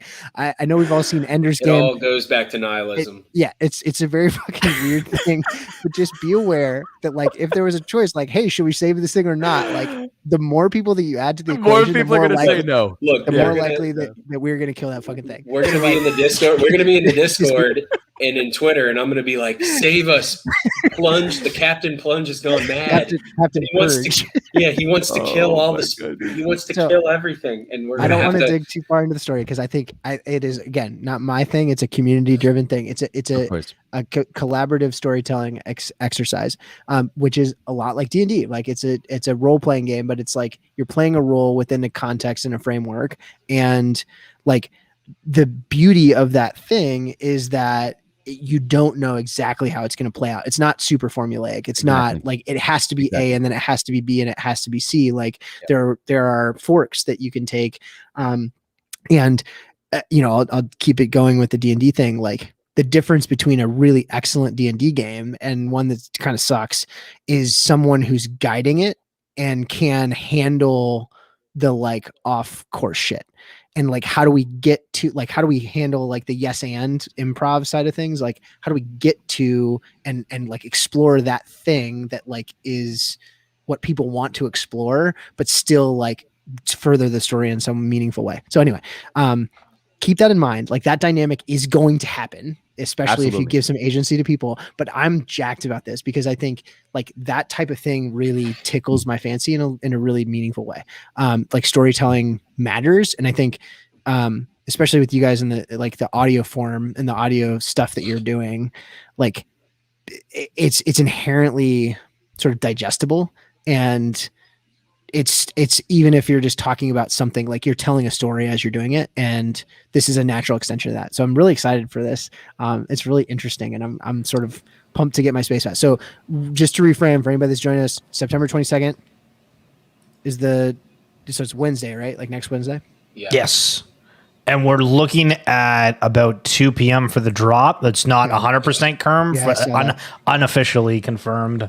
Okay. And the idea is like, hey, we're gonna be flexible with this so that we're avoiding a gap war if someone else drops at a similar time. We'll be watching because there was a couple drops today where a lot of people were caught completely off guard because they weren't looking ahead of time, and so it'll probably be within an hour, either early or after, depending, even up to like a half an hour if there's only like one kind of drop there. But we also have I got another giveaway if you're down with that for Top Shot moment. All right, so we got a Malik Monk. First moment. I think it's about $35 worth. It's weird talking in dollars. So, Captain, what should the giveaway word be? I mean, I like it. You just said Captain there. I like it. I'm down with it. Captain Purge, right? Captain Purge. That's it. Hey, if you nominate I thought it was Captain Flun. It was Captain Plunge. We changed it. It evolved. Yo, you got to stay on brand, bro. You got to stay on brand. About this is what I'm getting at. Like, we're gonna end up. He falls apart. No, mission 2, we're gonna end up on fucking Endor, and everybody's gonna see the fuzzy Ewok. No, this is what's gonna happen. You're gonna get sued. You're gonna get sued by Disney though for using forget Endor. the Ewoks, but That's like true. whatever, right? We're gonna That's end true. up on a moon whatever you want to. And hey, it's Zolturia, right? And they've got the Zolturia is the second moon. Yep. Yeah, and they've got these fuzzy ass, fun, like beautiful things. And Yeah, like, okay. Now we got to make seven- fuzzy ass things, guys. No, but whatever. Like they're cute, You better be right? taking notes. No, man. I hear you. Cute fuzzy then- ass things. I got And you. then everybody on ship 7 is going to be like, "Hey, Plunge Dow, we're gonna fucking murder these things," and it's not going to be me, but like that's going to happen. Like I swear to God, it's going to happen. Captain, Real quick. Apologies if this is like out there and established somewhere. The starship count, the amount of ships that you got, and then like teams within that, is that like set numbers, or is that it could be as big or as small as, like what's that dynamic? Yeah, set numbers. So there'll be 8 starships and there'll be Right. 7 roles per starship. So 56 individual roles. Anyone who doesn't have a special role on the starship is an officer. So if you aren't one of the top 7 on that specific starship, you're an officer on this journey. And that and those ranks are all randomly, like you're pulling that, like Yeah, basically, randomly. like Yep, when yep, you mint okay, you mint into that. All right. And again, it's not visually different. So if there's anyone that's like, oh, we're gonna like try to like potentially flip it, because we've seen, time and time again where somebody buys something and then it's like, oh, I don't like the look of it. We've purposely made them all the same for the Genesis piece, and then for the people that have been paying attention, tune it into Plunge Father's Plungeon stream, et cetera, and they're like, okay, if you actually pay attention, you might be able to find something that some other people might not realize. thank you for the subs, Ray. By the way, thanks so much. I have a crappy streaming setup. Schiller's got a way better one. It gives you like a boom, like da da da, like it's Fireworks. hey, fireworks. We're subs. Custom emoji. Apparently there's a thing now, because one of the reasons why I never used Streamlabs is because like just the connectivity wasn't good. But apparently, Caruso, but he found like a app or something that works like really, really well through Streamlabs and StreamYard. So if you ever wanted to get that set up, happy to help. Yeah, I'll take you up on that, because right now we're still doing potato quality. We're gonna roll this thing. Captain in the chat, Politicos123, Politicos123. Hit us with your Top Shot username. Yo, Polty. You know him, or her. Yeah, he's a stalwart. Is that the right word? No, it's a. Was it when like you're always there? The old Stalwart. standby. I don't know. Anyway, so Sean, can we talk just briefly? I know this is aside from the Shots of the Moon thing. Can we talk briefly about the fact that I got a Rube fucking Marquardt autograph on that card break like a while ago? Yeah, it was Like- a little rough, bro. It was Who is that? I mean, let's. Yeah, I don't exactly. even know who It's that a great is. question. It's a fantastic. So this is actually a really funny story, and I'm glad that you're bringing this up on the show. I didn't know if we'd go down the cardboard lane, Yes. but Plunge and I have, like, after life settles, like during our day job, sometimes we meet up and we break some cardboard, and we've bumped into each other on certain card breaking streams. So we jump on this card breaking stream, and I'm telling him, I'm like, Plunge, this product, It's Diamond Icons. I mean, to be fair, Schiller, like literally, can I is the can I cream of try the and crop. can I try and Yeah. convince you to? I'm going to sell this to Schiller. Okay, here we Okay. go. Bet. All right, Let's go. Schiller. Do you like baseball? I can like not name any players. I used to be a huge fan. Like Maglio Ordonez. I hated Maglio Ordonez. I don't know why, but I remember that shit. Mags. I know that. The first name that comes out of his mouth is Mags. I'm impressed. Good luck on this, by the way, Plunge. I'm rooting for you on this pitch. I'm rooting for you. If you had to say, Schiller, in your opinion, what's the blue chipest of blue chip products in the NFT world right now? Sheesh. For me, genuinely, I think CyberKongs. Okay, so CyberKongs. So let's say there were CyberKongs, and there were Cool Cats, and there were Punks, and there were all these other things, and they decided, you know what, we're just gonna like make a box, and we're gonna put one of each. Okay, dude. And like, not the You shit. get a punk. You He's get a in. cat, He's you in. Get you get an ape. And all of those things have, it's memorabilia, it's autographs, it's old players, it's new It's players. Ichiro, damn it. Can't One of possibly one. get a It's bad. Ichiro. It's one of Let's go. five. It's Can't fucking possibly be a bad it's one. motherfucking Bryce Harper. It's fucking Tom Glavine. It's Mariano Greg Rivera. Maddux. You got a patch from all these different things. So and they're like meaty. This is a crappy card from that I got in a Prism break the other day. But they're Does that very guy have a thick. mustache on it? That's Larry Bird. That Larry Oh Bird, no, I was never about mind. to The say. way that the angle was, I thought he had a fat It's not a mustache. patch. This is Well, a patch. Larry Bird's got a stash there. It's a game worn patch, right? But like Okay. all of these individual cards are like autographed and they're like thick as shit, dude. They're so thick, right? Isn't And that hard to put in a sleeve though? Because isn't that normally what you do? Oh, You yeah. put them in those. Oh yeah, you got to put him in a massive top loader. Oh, look Okay. at that. That's the bottom of his cleat, Ronald Acuna Jr., right? So this product has literally like fucking bat pieces and like cleat pieces and like all this different stuff from all these different people.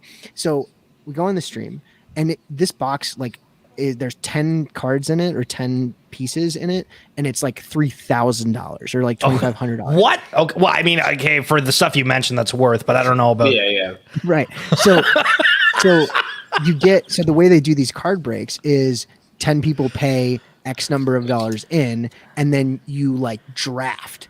And based on like if they randomize the order and like they spin it 7 times or whatever, and then like 1 through 10, that's who gets in. So Sean comes in there and he's trying to convince people, and it's $275 a spot for one card. You're gonna get one of these things. So Sean comes in and like me and Mappy and Chargy are in there and like, hey, we'll take a spot. Sean comes in, I'll take a spot. He gets a couple guys from the Roto Radar thing. We'll take a spot. And he comes on and like the guy gets him on the voice thing. And he says, I will give a red zone pass for the year to whoever gets last in the thing. Yeah. So if you get 10th and you get the shittiest place in this break, you're going to get red zone for the year, which is awesome. And that's like a, couple $100 value. You got It's 9. awesome. You got 9. Yeah. Guess who got fucking 9?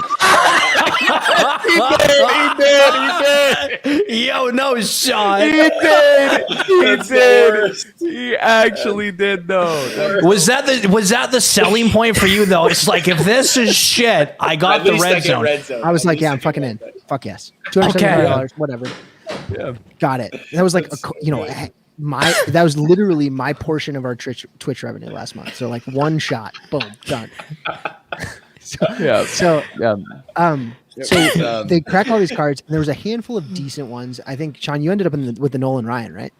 yeah, we got a Nolan Ryan auto. So I was happy it was about an Angels Nolan Ryan, so not as fun as the Houston one, which is I know close to your heart, and you got good stories with that. And I have a signed Nolan Ryan baseball. Fun fact. there you go. Continue. Nice. Not that There you fun of go. a fact. Love it. So, Taylor Stein has a Joe DiMaggio receipt Ooh. autograph. We Okay. heard that last week. Anyway, long story short, there was Chargy got like a David Ortiz cleat patch. It's like New Balance. That was all this cool. stuff. Yeah, It was cool. really It was very cool.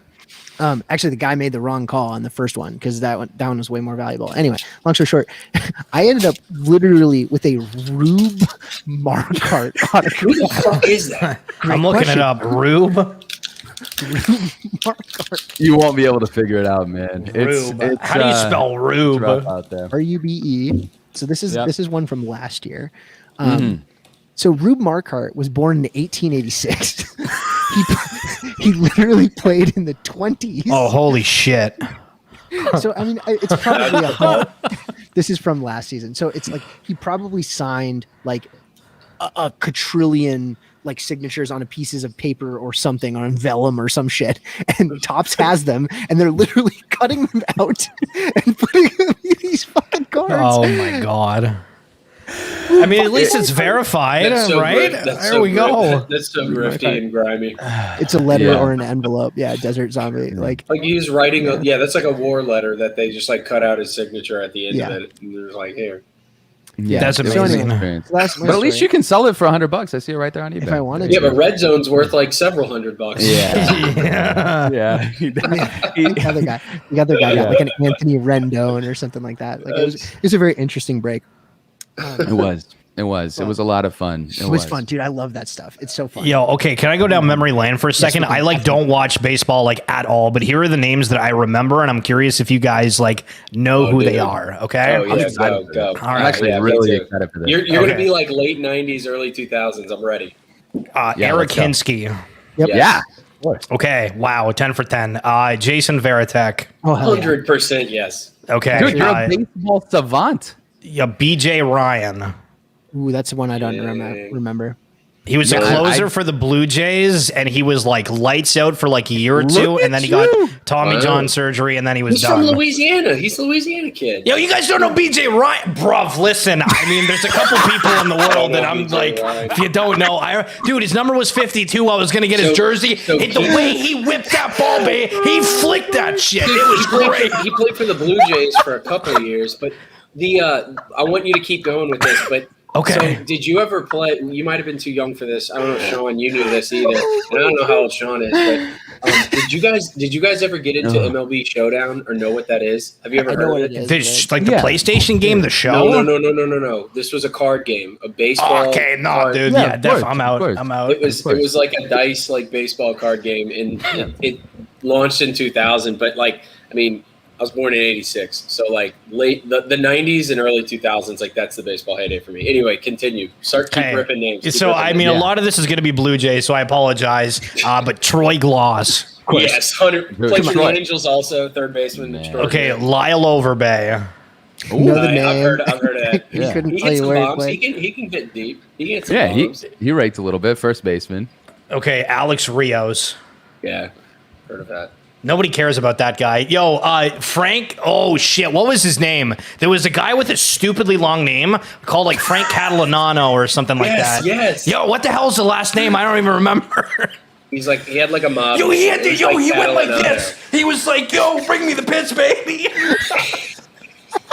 It was the most wild man. Hold on, let me find a YouTube video of this shit if I can. He was a guy who You played got for a his bunch of name different right teams. though. Yeah, you got his name right. He played for a bunch of Catalanado. different teams. Catalanado. Yeah. Yo, Like, this guy.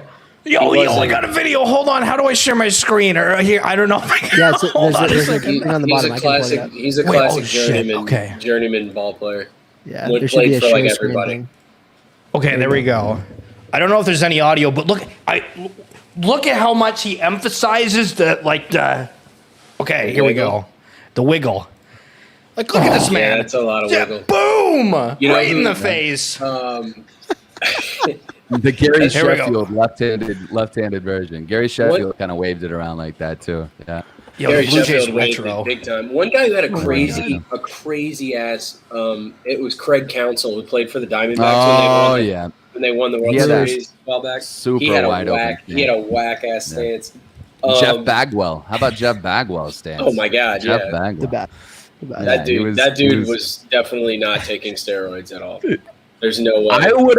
I would have bet a lot of money that the first clip that Vaughn screen shared on his end was not a Frank Catalanado baseball as clip. shit. I would have bet a lot of money that wasn't the first, but I love it. Yeah, there's Really Pudge good Rodriguez ball too, player. right? I forget what that. Well, I don't remember he's his. a Hall of Famer. Yeah. That one doesn't count, but I remember that. How about here's a good one. Here was a guy. Look at Ray Stinger. That's weird. Yo, wait. No way. Oh No shot. Oh my goodness. A good one that I remember was Darren Erstad.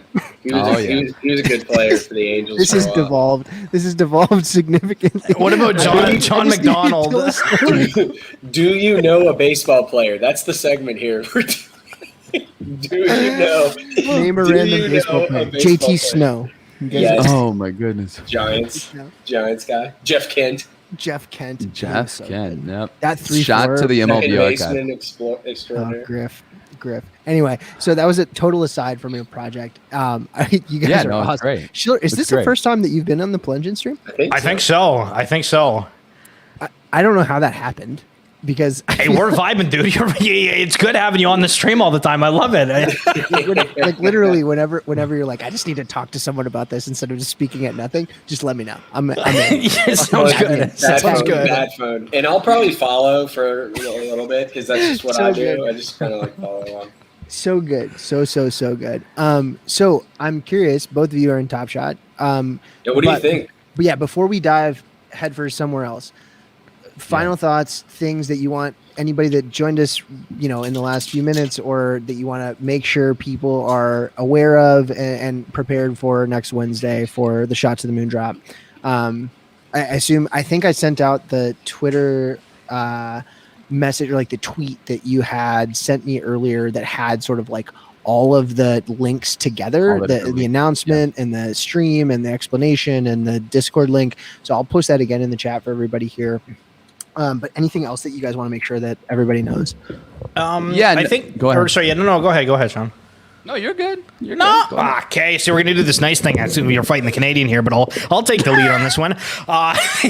Yeah. So guys, we're doing Shot to the Moon NFT, and basically it's going to be, at least for the Genesis piece here, 5,000 space passes. They're all going to look the same, but within the metadata, there's going to be a couple different roles, 56 in total. But there's also going to be 8 different starships that you could potentially come on. And for Plunge's case, apparently he is going for number 7.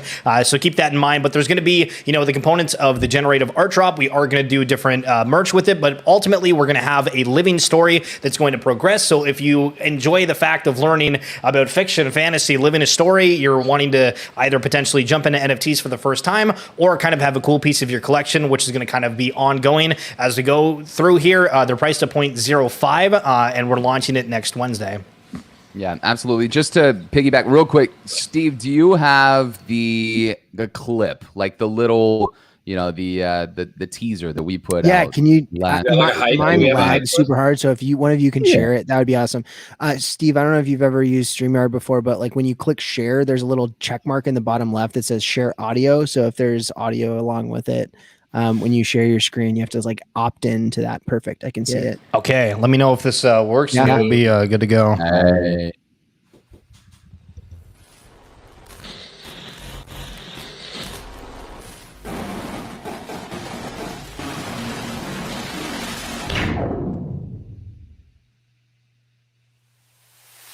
The wait is over. The day has finally come.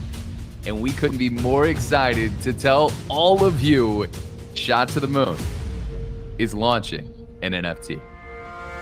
By minting the Shot to the Moon Space Pass, you'll join a fleet of new recruits who are on a mission to stop Nifty and his Legion of Wen from collecting the 10 moons of Ilsindor.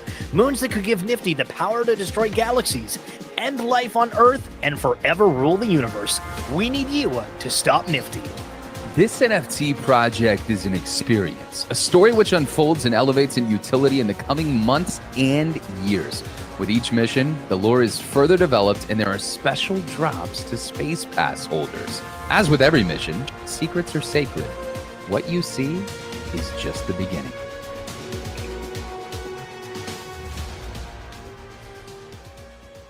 I feel like I'm ready to go on a ride. I feel like I'm ready to engage. Awesome. Gonna be good. You both have broadcaster voice, and I fucking love it. Yo, listen, Plunge, you're up there too. We got. Yeah, I was gonna say. I think we all do. I think everybody in the room. I do too many ums. I sound like Jonah Hill though. I don't have like. Yo, I sound like Jonah Hill. No shit. That's absolutely amazing. Yeah, getting that the show. Yeah, the glass tinkles and breaks, but like you guys have like movie trailer voices, which is awesome. And in a world. I appreciate it. Like it's a skill. I've been working on it all my life. we've been I didn't show you actually went to broadcasting school, didn't you? Yeah, so I mean, it was. Yeah, I mean, it was 2 years, but broadcast. Yeah, it was like radio, but it was. Dude, well, no, because I almost failed one of the classes about announcing techniques because I Toronto. You're supposed to say Toronto, right? Like emphasizing the T's. I don't emphasize anything, and I almost failed it. Swear to God, my first year. You almost failed a class because you couldn't pronounce Toronto, and you say Toronto. Okay, not like. I mean, when you put it like that, I mean, you're not wrong, but Toronto. Anyway, for sure. I've only been to Toronto twice, and I loved it. It was great. People say Toronto. You know what I mean? I've only been to Montreal. Montreal's fun. Different. But yeah, definitely, Plunge. I think that the question that we got a lot early too was, is this a podcast that's an NFT? And the best way that we could explain it to people is this is an NFT with the utility through the podcast, right? This is going to be something that we're going to integrate through the podcast, obviously, since that was here before the NFT, but they're obviously two totally different things.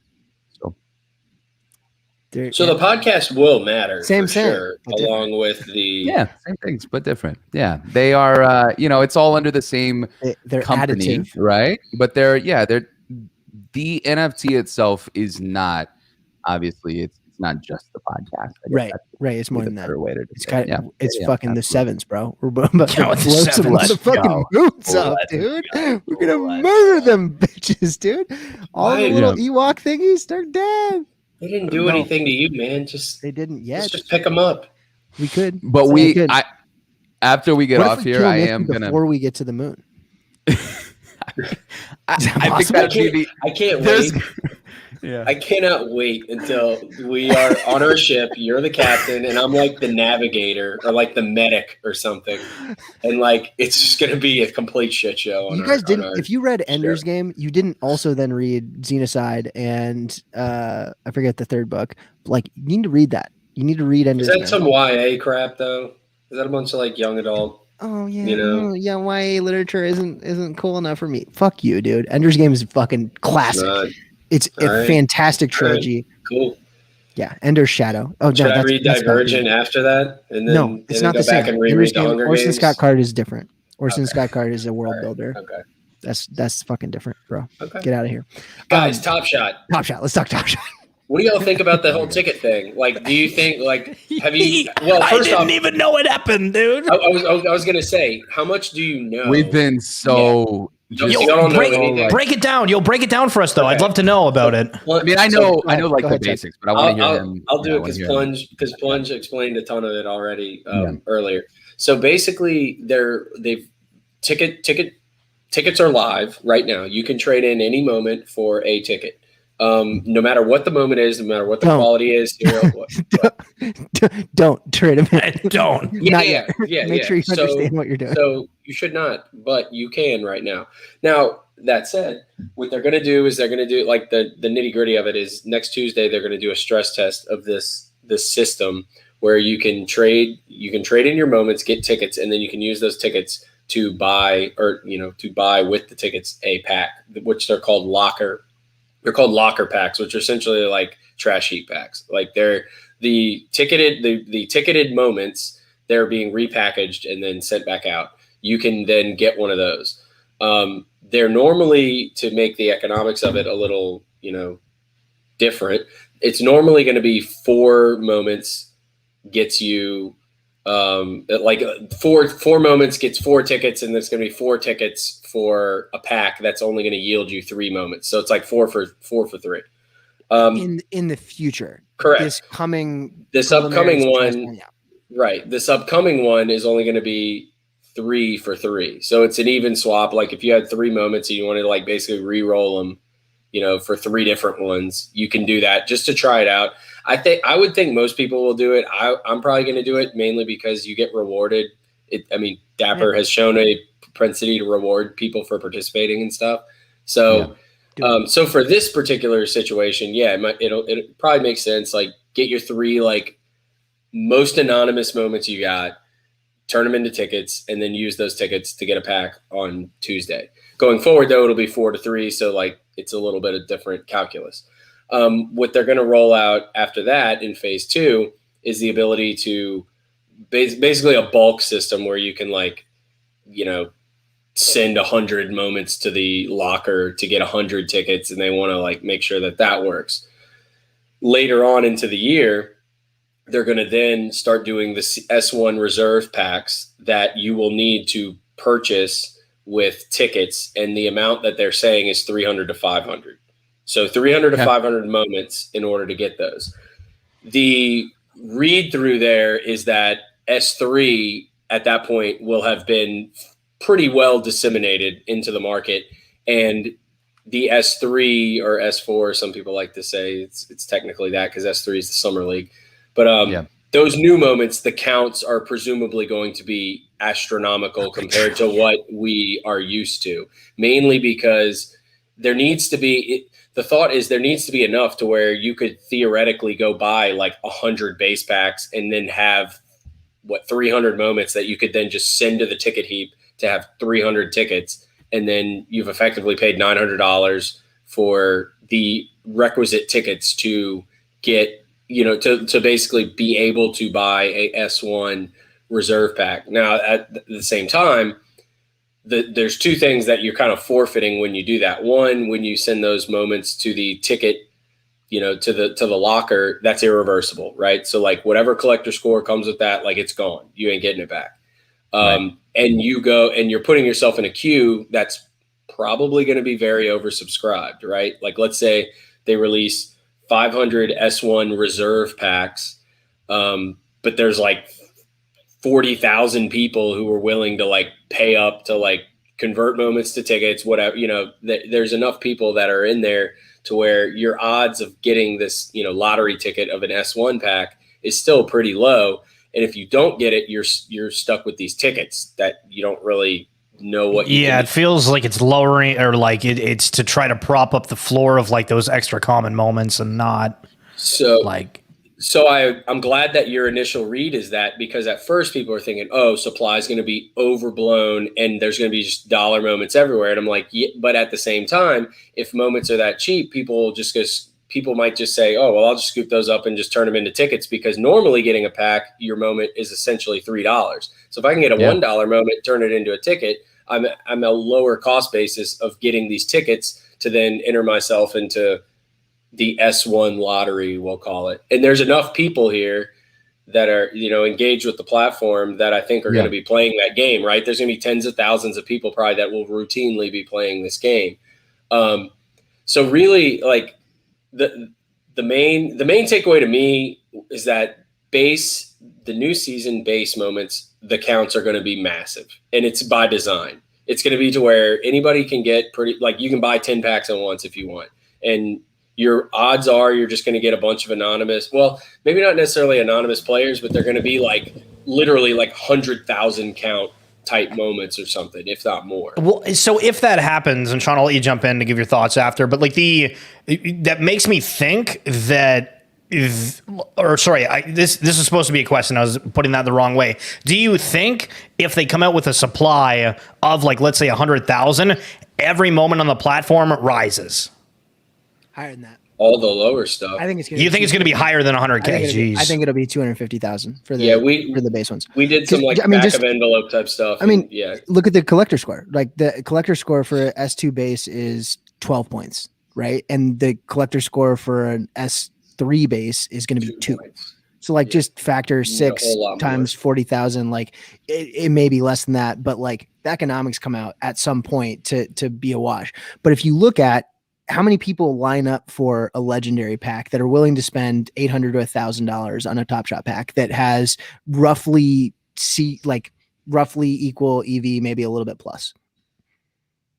You said 50K. 50,000, right? Probably. And it might have been more than that. There might have been more than that in the Hollow Icon pack, the last one around. How many people are willing to spend $1,000 on a base one pack, or like a series 1 base pack that might have a LeBron, $20,000 moment in it? Yeah, I was about to say that the S ones are probably going to also appreciate in value significantly. Yeah. So if you've got a 50, let's say there's 50,000 people willing to get 500 trade tickets, right? You're looking at 50,000 times 500 that like need trade tickets, and they're all like, the vast majority of those, 99% of those, should be out of S3 commons.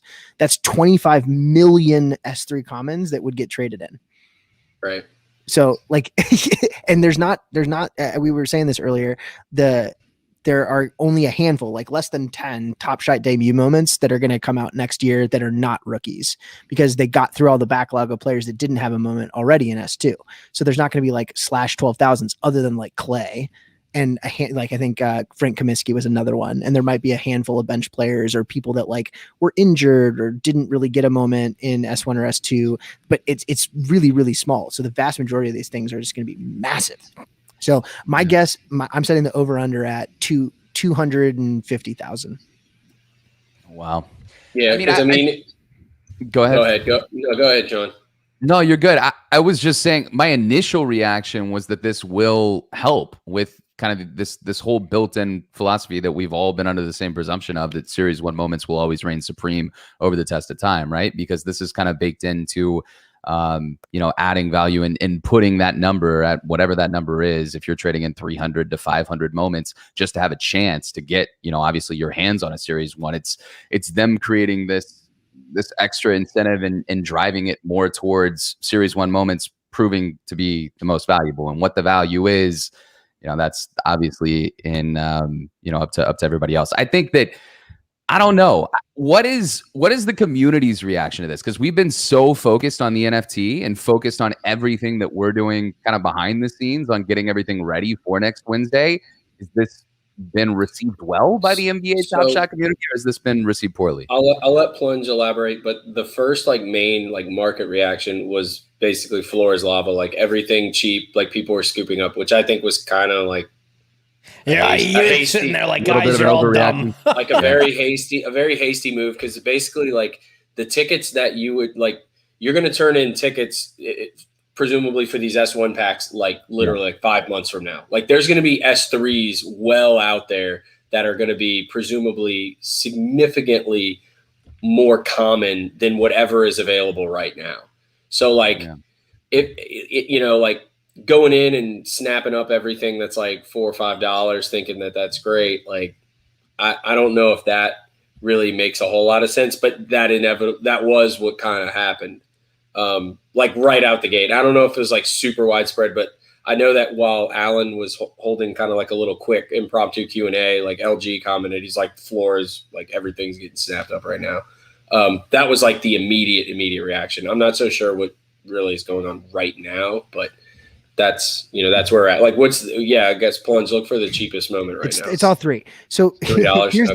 Here's the thing. If everybody's 40,000 is way too many, there's not enough demand for this. Bull fucking shit. There's not enough demand for this. Yeah, right. Bull fucking shit. Also, you need to have packs that you can buy involved. Yes, you need to be able. Right now, we're set to where everybody's oh, got my one pack. That is the point. Is that they're going to trade ticket fodder. This is the locker room stuff. It's going to be junk. It's okay that it's junk. There's deflationary stuff set up though to offset. There should be $1 moments on the platform, and right now there are $3 moments on the platform, which means literally every base pack is plus EV. Period. Well, if you get a base pack, no, it's not, because the there's not enough $3 moments to. Yeah, I guess it's above that. It's 10 or 12 or 15 or whatever, because you could crack something else. So they need to get to a spot where, and I agree with MBL, and this is why he just said it is very important that they have anybody can come on and buy a pack right away. And 100%. In order to do that, multiple they need packs. to dilute the shit out of the really crappy stuff. In the same way, hey, guess what, guys? I got a lot of Prism cards right here. You know what nobody gives a shit about? This card. It's Dwayne Bacon. I literally can't sell it. Nobody wants it, right? But if I can turn that in, that's okay. It's okay that this isn't $3. It's okay that the pack that was $50 or $10 or whatever doesn't have cards in it that are worth $10. That's collectible cards. That's how this works. And in order to make some of this stuff deflationary over time, that's a dynamic that's going to be game theory concepts here, but it's okay that the shitty moments aren't worth $3.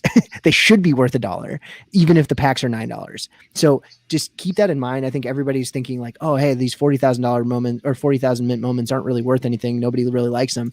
Check out the volume on them, right? There are people that are buying them constantly, and it has to do with collector score. It has to do with collection in general. They're going to mint a shit ton of these things because they have to. Like I said, if you assume 50,000 people are willing to spend $500 or $1,000 to get an S1 base back, which I think there will be, I think there absolutely will be, in the same way that there would be 500 or 1,000 people that are willing to spend $800 or $1,000 on a legendary pack, right? If there are that many people, there need to be literally 25 million burnable moments from S3. 25 million. Right. And if you think of how many, so if there's 100 player or 250 players, right, you need 100,000 of each of them at least to be able to burn all of them. And there's, there's what, 550 players in the NBA, and how many of them are on the floor? They need trash. They need junk that these things are turning into. Question. So, I don't know. I think it's going to be really big. Question for you. Do you think this was all, sorry, Sean, I'll let you go, but I'm curious if the concept for all of this was more because they're hey, we need to create demand, or we need to have packs available for new users right away. Which of those ones was reaction? And initially, for my time, really covering Top Shot, I think it's the being able to have packs available all the time. And so then from that being needed, they created the rest of it. Or do you guys think it's because of the scarcity? they need to like create value for the ones that do have, you know, the massive supply. I mean, this has always been that. something that's kind of in the works too, right? Like this has always been something that we've been talking. Relative, but yeah. Well, yeah. I mean, yes, very relative. For a significant amount of time. They've been for a significant amount of time, right? So, like, I think that I don't know. You would think that it would be kind of a combination of both of those things, right? Like, you would think that this would be, you know, something that they're helping from a marketing perspective, and also helping just kind of give people that pack opening experience, because that was something that, you know, helped, I would assume, all of us fall in love with the platform for the first time. So I think that, I don't know, maybe it's a combination of both. Yeah. I Snooze is fighting the good fight in the chat. Like, how can you go into a Target right now and buy packs of stuff that is common? Yep. You know why it's still on the shelves? Because it's not in such demand that you can like flip it immediately for profit, or else there would be nothing on the shelves, right? Like, and this is a sports collectible. Like, that's the point, is that like it's readily available and there's a lot of it in stock, right? Even if it's not, there's a chance something's great in there, but odds are whatever. Yeah. So I don't know. 100,000. I could see it that. I think it's going to be like 250,000. I think it's going to be fucking massive, dude. I think it's going to be. Look here. Just a quick little back of the envelope. You got 25 million moments. To your point, like that's what we're benching off, right? We're assuming 50,000 people. And it's half of that. It's 12.5 million. Right. Like that's if there's 25,000. But even then, it's still a huge. But number. even then, 25 million moments. If you win a 50,000 count, that's 500 moments. That's too many. You can't. That's too many different plays. You can't. There's 530 players in the NBA, or like 550 players in the NBA. 75,000 count. That's 333. That's still too many. To get to 100 different plays, that's 250,000 count. And there should be 100 of the 550 players in the NBA that are. Yeah, because you need room for all the. You need room. How many moments were in S2? 500 something, a little over 500 or something like that. Different moments, and that's across all tiers, across everything. Like you can't. So yeah, I mean the count, unless they like really want to blow out like the unique play count or something and make the those counts lower, like. We're jaded right now because a lot of the like crap players in the grand scheme of things that in S2. Let's say marginal players. There's not that many NBA players. They're all talented. Relatively speaking, I get what you're saying. They're all super talented, right? The undesirable players from a collectibles perspective, right? Many of them got a Top Shot debut that's minted to 1,200. So artificial inflation of 12,000. So like artificial inflation of, hey, this is where, this player that's not that desirable has a badge and there's only 12,000 of them. If there's a subsequent play of that player at 40,000, guess what? It's in the fucking dumpster, right? Like that's what's happening here. And if it's not a rookie, if it's not like, a bottleneck for something else, like Elfrid Payton, like, other than Elfrid Payton's Top Shot debut, he didn't get another 40,000. But guess what? If he did, like, should it be like it's only $3 because that's what the market's bearing right now. And I think it was propped up to some degree by like the promise of trade tickets now beyond. And now that they've extended that and said, hey, by the way, these S2s are going to be more valuable from a collector score perspective relative to S3. We expect you to trade in these S3 ones that are going to be minted a much higher. Like, yeah, maybe these stay at $3 or $4. They're really crappy at 4,000 or 40,000 ones. But like the really, really crappy, really, really highly minted ones are going to be the ones that are like the Elfrid Paytons of the world. I'm sure Elfrid Payton's a great guy, but like, it's okay that there are a ton of those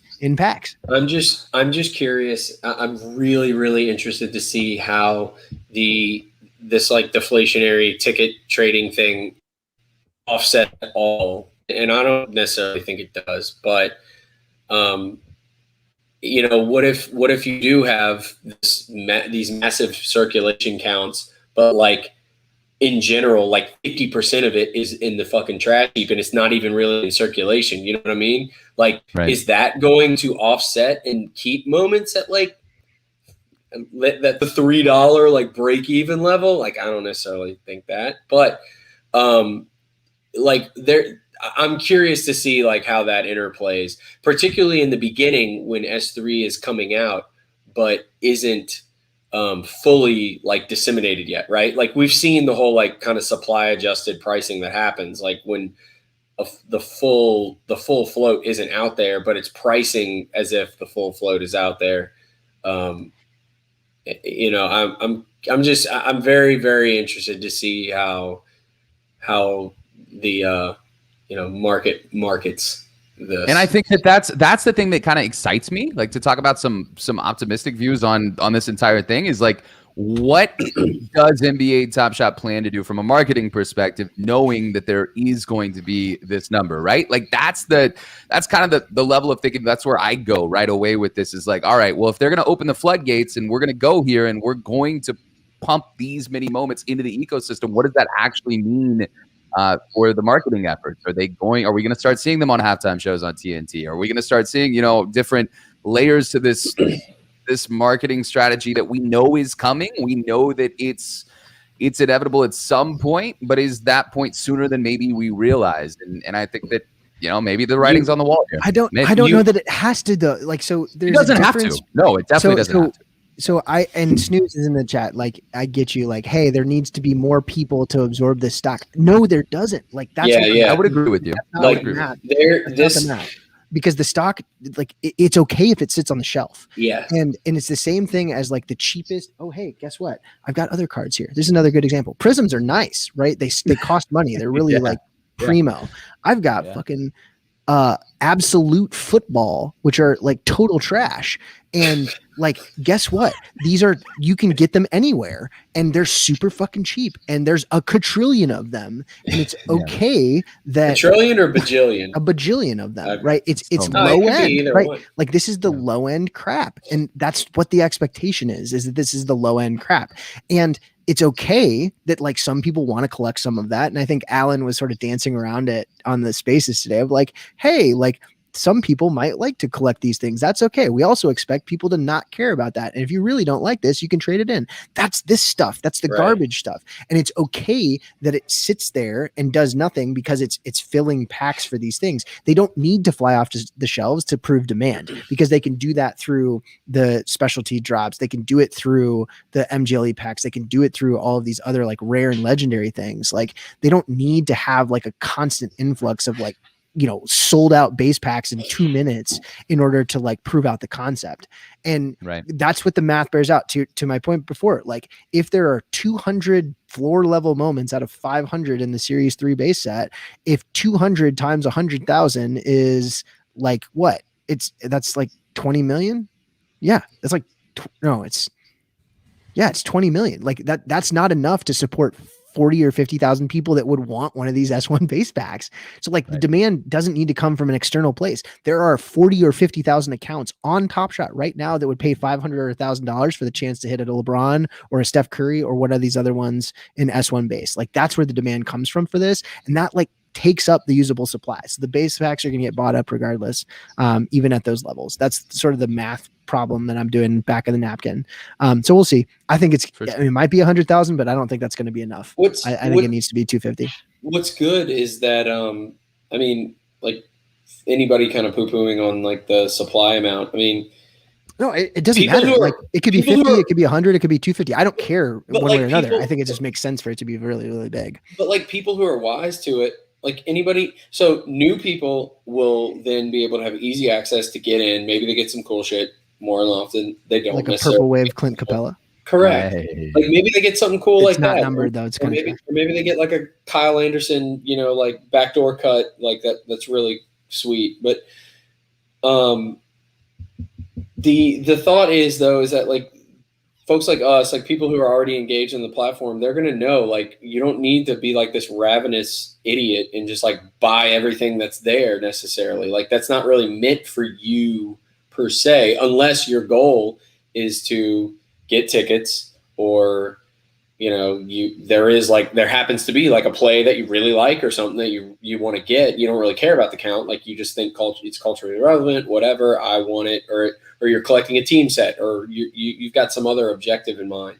I think that, it's it's 100% perfectly normal. And it certainly is the only way that they could be like a post beta company or platform or product, that there is just a consistent, easy to get supply out there like that. I mean, you can't sustain yourself expecting that you're going to have like literally like millions of users. Because when you think about the NBA, like that's tens and tens of millions of people who are engaged with the product that is the NBA. You can't have this situation where it's like, oh yeah, I got in this line and I got my one $9 pack, and wait till next week to get my next one. Like it can't be like that way. You got to be able to just roll in and be like, I'm getting 10 packs today. We'll see what I get. People don't bat an eye dropping X ETH on one. Yeah, you're right. Not an eye batted. You're true. Right. So it's like a $9 pack. Like you get 10 of them. That's $90. That's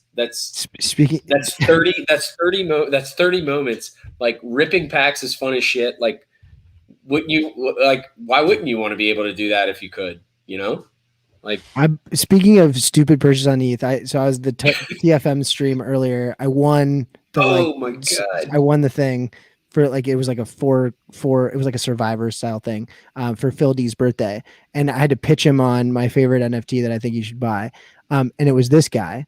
Talk about stupid purchases. Like I spent 0.11 on this. Oh no. 0.11 because oh God! Judge was gonna buy it on stream on accident, and I was just gonna snipe it from just for a bit. Yo, that's amazing. Got it listed at 0.69 though. And now you got a fat cat. Now you got a fat cat. He literally typed it in on accident. He was trying to look up the 9 Lives Lounge things or whatever. Spooky chunker. It showed up, and literally this is the only thing in this account. There's awesome. Like that's it. And so I sniped it from him as a joke. Like I would spend 0.1. Like that's what $400. Like is it a snipe if you shot like a big fat like street tire? Just he did offer me 0.01 for it. You got it. Yeah. So anybody wants a spooky chunker, let me know. That's an incredible story, but like also like on a real note, for anyone that's forever new, hold, by the way, it does forever. Yeah. If someone bought it for me at 6.6, we're not moving that. Kind of sad.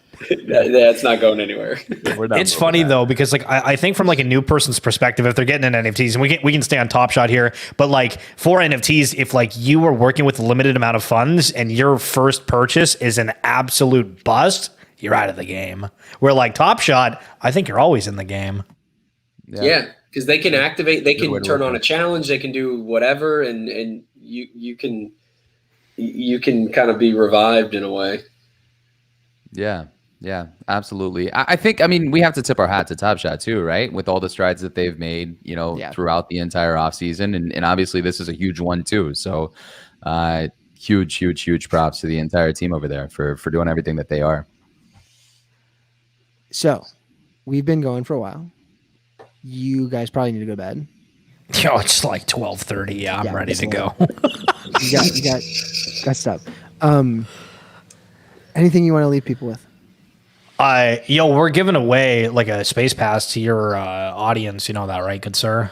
I did not know that. Okay. Yeah, I guess we got. Let's go. I saw the Twitter. Yeah. On the Twitter machine.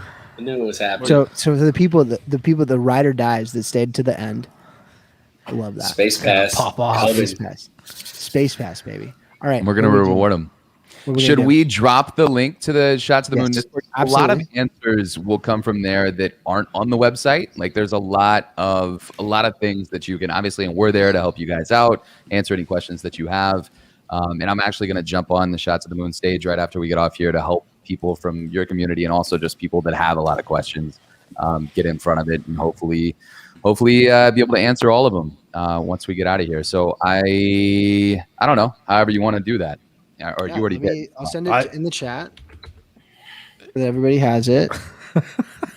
What are we typing? Space pass? Everybody's just typing shit. It's kind of funny. Everybody's just typing shit at this point. Trying to guess. Rocket. Moon. Yeah. S2TM.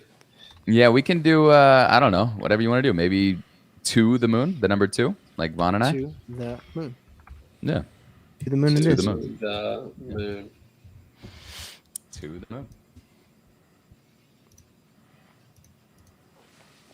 All right. I would play the giveaway song again, but apparently, like every time I play it, it like stacks on top of each other. Let's see what happens. Hold on. Yeah, why does it do that? I don't know. Let's see if it happens again. Subscribe and that bullshit.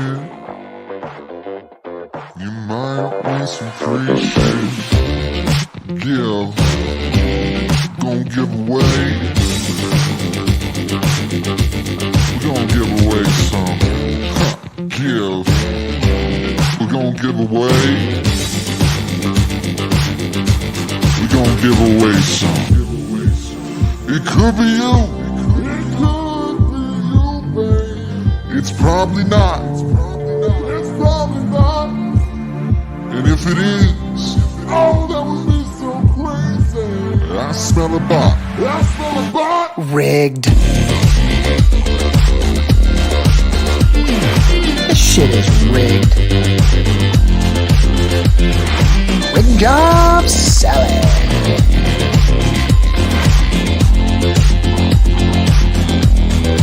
Come on.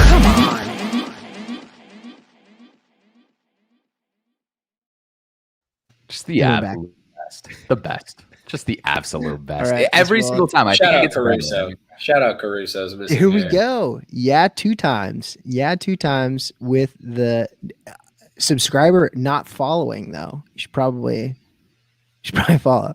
To the moon. Welcome. So yeah, 2 times. What I need from you is I need your ETH address. So find me on Discord, or if you know Schiller too, like Schiller, you can go to his one of us. Find one of us. Tell us that you won the Shot to the Moon Mint Pass, and get us your ETH address, and we will get that to you. So it's on you. Your job is to find us and get us that ETH address. Sound good? Sounds great. Congratulations. Yes, congrats. The first of many. I'm gonna mint the shit out of this fucking thing, by the way. Not financial advice. Mega minter. Not How many? What's the transaction limit? Yo, this guy's gonna go for like number 7, and he's gonna hit everything but it. You're gonna get this captain's face pass of every other starship except for 7. Starship 6, Captain. Yeah. Damn it. Fuck. I'm gonna get 7. I'm gonna lord it over you. Whoever wants to trade me for the Starship 7 captainship, you can have 30 minutes on the stream to talk about whatever the fuck you want. Wow! Clip it right here. Whatever you Clip want. it. You can, and we'll talk for 30 minutes. If whoever gets that, if it's not me, that's what's happening. Dude, be careful what you wish for. It could be a crazy person. What was the thing that was last week? We pulled up a Twitch, like a Twitter thing that it was like a Jersey crosswalk with market cap stuff, and I was like, everybody retweet this, and then I had this momentary thing of like, this guy could be like and I said it out loud. I was like, this guy could be a secret Nazi. I don't want to like, I'm not supporting him, but like, but anyway. But he put up a cool graphic, so we're gonna give a serial killer like 30 minutes of airtime. Yeah, 2 times. You won. You won. Yeah, 2 times. Literally. So you need to get us. You need to get either me or Schiller your ETH address. Oh my goodness. In memory of that card break that we experienced together in the story earlier, to commemorate that, what I'm gonna do, we're gonna give away an NFL Red Zone, another season pass. We're going to. We got to. So this is what we're gonna actually want that. Let's go. I know Plunge might too. Oh my god, we're gonna enter too. We're gonna give it away, and we're gonna, as long as this is cool with you guys, we'll give it away in our Discord right after the show. So we will all jump on the yeah, absolutely. There you go. I dropped the link in there, and we'll do that after the fact, and I'll give away that NFL Red Zone, and maybe this is Plunge's lucky day. He'll be able to get the number 10 spot this time. Yeah, I will send it in the chat for everybody here so that you got it, and everybody. Yeah, I'll send it again too. It's just for sure. Yeah, head on over there, get some Red Zone, guys. It was a pleasure and a privilege as always. Love you. Love your work. Love what you're doing out there in the streets. If there's anything that we can do to help beyond just talking about this stuff, let us know. Yeah, we love you. Yeah, really, really, really appreciate it. Thank you guys so much. Always a huge fan of all y'all's work as well. All right, guys. Hell yeah. Enjoy your night. Hey, have a great rest of your night. Later. Peace. All right. Well, that was cool. That was cool. We didn't we didn't go heavy at all with the big news that was all over major media today, like within the OpenSea. Yeah, we don't really need. You don't have the bandwidth. No, I mean I can.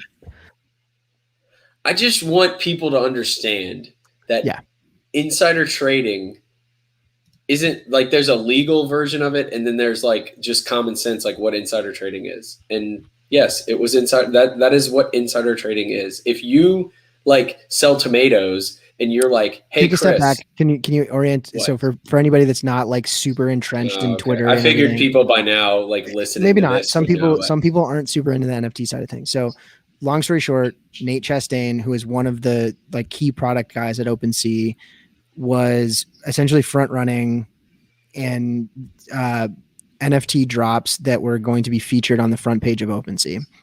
So he would filter ETH from his main wallet to subsequent other wallets. He would make purchases on NFTs at a given price minutes before they were going to be featured on the OpenSea front page. The OpenSea front page came up, and then like within 20, 30, an hour later would then sell it at a profit to the tune. I think it was like 75 to 90 grand. It wasn't it was like a crazy amount. It wasn't crazy. I mean, that's not an nothing. Yeah, it's not nothing. Insignificant amount. Yeah, but it was, in my opinion, like very evident that given the steps that he took to obfuscate which wallets were purchasing things, and the fact that like the OpenSea front page is a hand curated list. It's not an algorithmically generated thing. Like he had information that was non-public, that was material, that would affect the price, and he knew that it was going to affect the price of a particular thing. He traded on that information and took advantage of it. So to your point, yes, that is what insider trading is. Vivek and everybody else that's saying NFTs aren't a security, it's not insider trading, or like it's not the standard definition of it, or people are muddying the waters. No, you're right. They aren't SECs, but they trade they're not securities. They trade very similarly to securities, and the market dynamics are very similar. So insider trading as a concept, regardless of whether it's legal or otherwise, it's not a regulated security. It matters conceptually and philosophically. Right. And that's really the only thing that, like, if anybody kind of like tries to understand or learns this, if you're like not in finance, like full disclosure, I work in that industry. There's like what it legally is, and then there's just what it is. Mm-hmm. I said in the Plungeon Discord, like, if the law considers like fruit theft, stealing apples and oranges, but then I stole a banana, like, it's still stealing. I was still stealing fruit, but like the law doesn't classify a banana as fruit. So like, I can't just say like, oh, it's not that. Like, no, it's still the same thing. It's just the SEC can't like legally like really go after Nate for his scheme, but that doesn't mean that the scheme well, I mean, down the line, but what I'm saying right now, like the thing is that a lot of people, there was a lot of backlash from the NFT community because the headline is very grabby. It's a loaded term. I totally get that. And I get how all it ends up being is it's a lot of red meat for like Boomer City to just be like, oh, fucking shady crypto land. Like, here they are just being weird and crap. Like, I totally get that. But at the same time, it was still literally like definitionally insider. Like, he was an insider because he had material non-public information and he traded on that. Like, that is insider trading. Whether it can be like legally prosecuted or not is irrelevant. Like, the concept is what it is. That's the only thing that, like, we still have people here that are like, that probably plugged into stuff. And like, I've said it to you before, like, I know a lot of people aren't plugged into just like the financial world and all that kind of crap. And so it's important that people understand that. And, you don't want to get caught up being like, oh, well, NFT is not a security. Yeah, I get that. But like, you need to understand the concepts. Just like the same thing with, I can't call any NFT project a blue chip guy. Like, blue chip is not like exclusive to just like stable or, synonymous with like not going to lose you money or whatever. Blue chip is a general term that means like the best of the best, and it can be used for anything. It's all relative. So anyway, that's really all. You know, I think that should be gone across. Yeah, and Kareem Abdul-Jabbar, and you got a couple things in the chat, like, you know, it's whatever influence in the space does, and like ad not used enough. I agree with you, in principle, that like when you are using influence to affect a market and then capitalize on the price movement as it relates to that, like, yeah, absolutely. I think this situation is different because he had a hand in or knew from an inside perspective like what would be featured. It's very similar, and I know that we had TJ on earlier. There are there's some significant differences in like what happened with Justin at Own the Moment and the information about like bottlenecks within Cool Cats. Like he had insider information. He acted on it after it was public information. So like timelines matter in a very significant degree. It doesn't make it any less like greasy in terms of like, hey, how does this play out? Yeah, but he like, technically was above board, but not really. Right. So, but I mean, if it would be like if Nate, hey, like waited for one or two people after it got featured on the front page 5 minutes later to then buy it and then flip it. His was clearly a scheme, though. Like it was clearly a scheme. Like clearly a scheme. And there's, again, you can, if you want to get into the whole legalese, like, oh, is an NFT security or not, and all that crap, that's beside the point. Like as far as I'm concerned, like in terms of my take on what went down. I think the other thing that I sort of think about with this, and I actually didn't think so. He resigned or got fired or whatever, like as confirmed by his Twitter bio that says like formerly OpenSea or whatever. I actually didn't think he was going to get fired. Like I was on record in a bunch of different discourse. Like he's one of their core guys. Like regardless of whether or not this looks bad or otherwise, like they can sort of glad hand everybody through it and put the PR 101 stuff out and, hey, now we have a policy on this and like mea culpa, and they give something back and yada, yada, yada. They actually went as far. And what that signals to me is that like, they take it very seriously as to like what the repercussions can be from regulatory or financial incentives, right? Whether it's their financial backers or otherwise, that like, hey, it may not have been just them that thought this is bad, but like people that are advising them and giving them money. VCs and stuff. And like, there's a reason, again, I'm in like the traditional finance world. You know what was like every other fucking segment today? It was about crypto or NFTs. And they were talking about that OpenSea situation every like fourth story or whatever, whether it was Bloomberg or CNBC or whatever. Like that's the kind of attention that they don't want that attention, like not at this stage. Like we're still in kind of like this mainstream adoption kind of discovery phase of things. And the last thing you want is people tripping over their dicks in that kind of way. And so, that's why it's like a nip it in the bud, kind of like just take care of it, make it go away, and we can just move on. Like that's. I did see a couple comments in here and on Twitter as well. Like lots of people and Artchick and Beanie and all these other people, like without so much coming to his defense as like defending the actions, but like more defending the person. Right. Like, and that's fine. I mean, I'm sure he's not a bad guy. You know what? Like, there are plenty of kind and driven and smart and entrepreneurial and like wonderful and collaborative and engaging and charismatic people that do shady shit. And like inexcusable shady shit that needs to be, of course, like they're like, and that, guess what? That's okay. Like, and I'm sure there are plenty of people in here that like you do shady shit too, and you just haven't gotten caught for it. And you might be like on the surface just wonderful, but like whether or not his intentions were like shady, which they almost clearly were. Like I think, based on the evidence, it's pretty bad. It's pretty bad. Whether or not he knew the gravity to which that was shady, like is irrelevant. And whether or not he's a good person and he's a churchgoer, who fucking cares? Like, it doesn't matter. Like the actions are what matter. Like the ends don't justify the means. And it doesn't matter how good the person is that did the bad thing. Like the bad thing happened. And that's okay. And,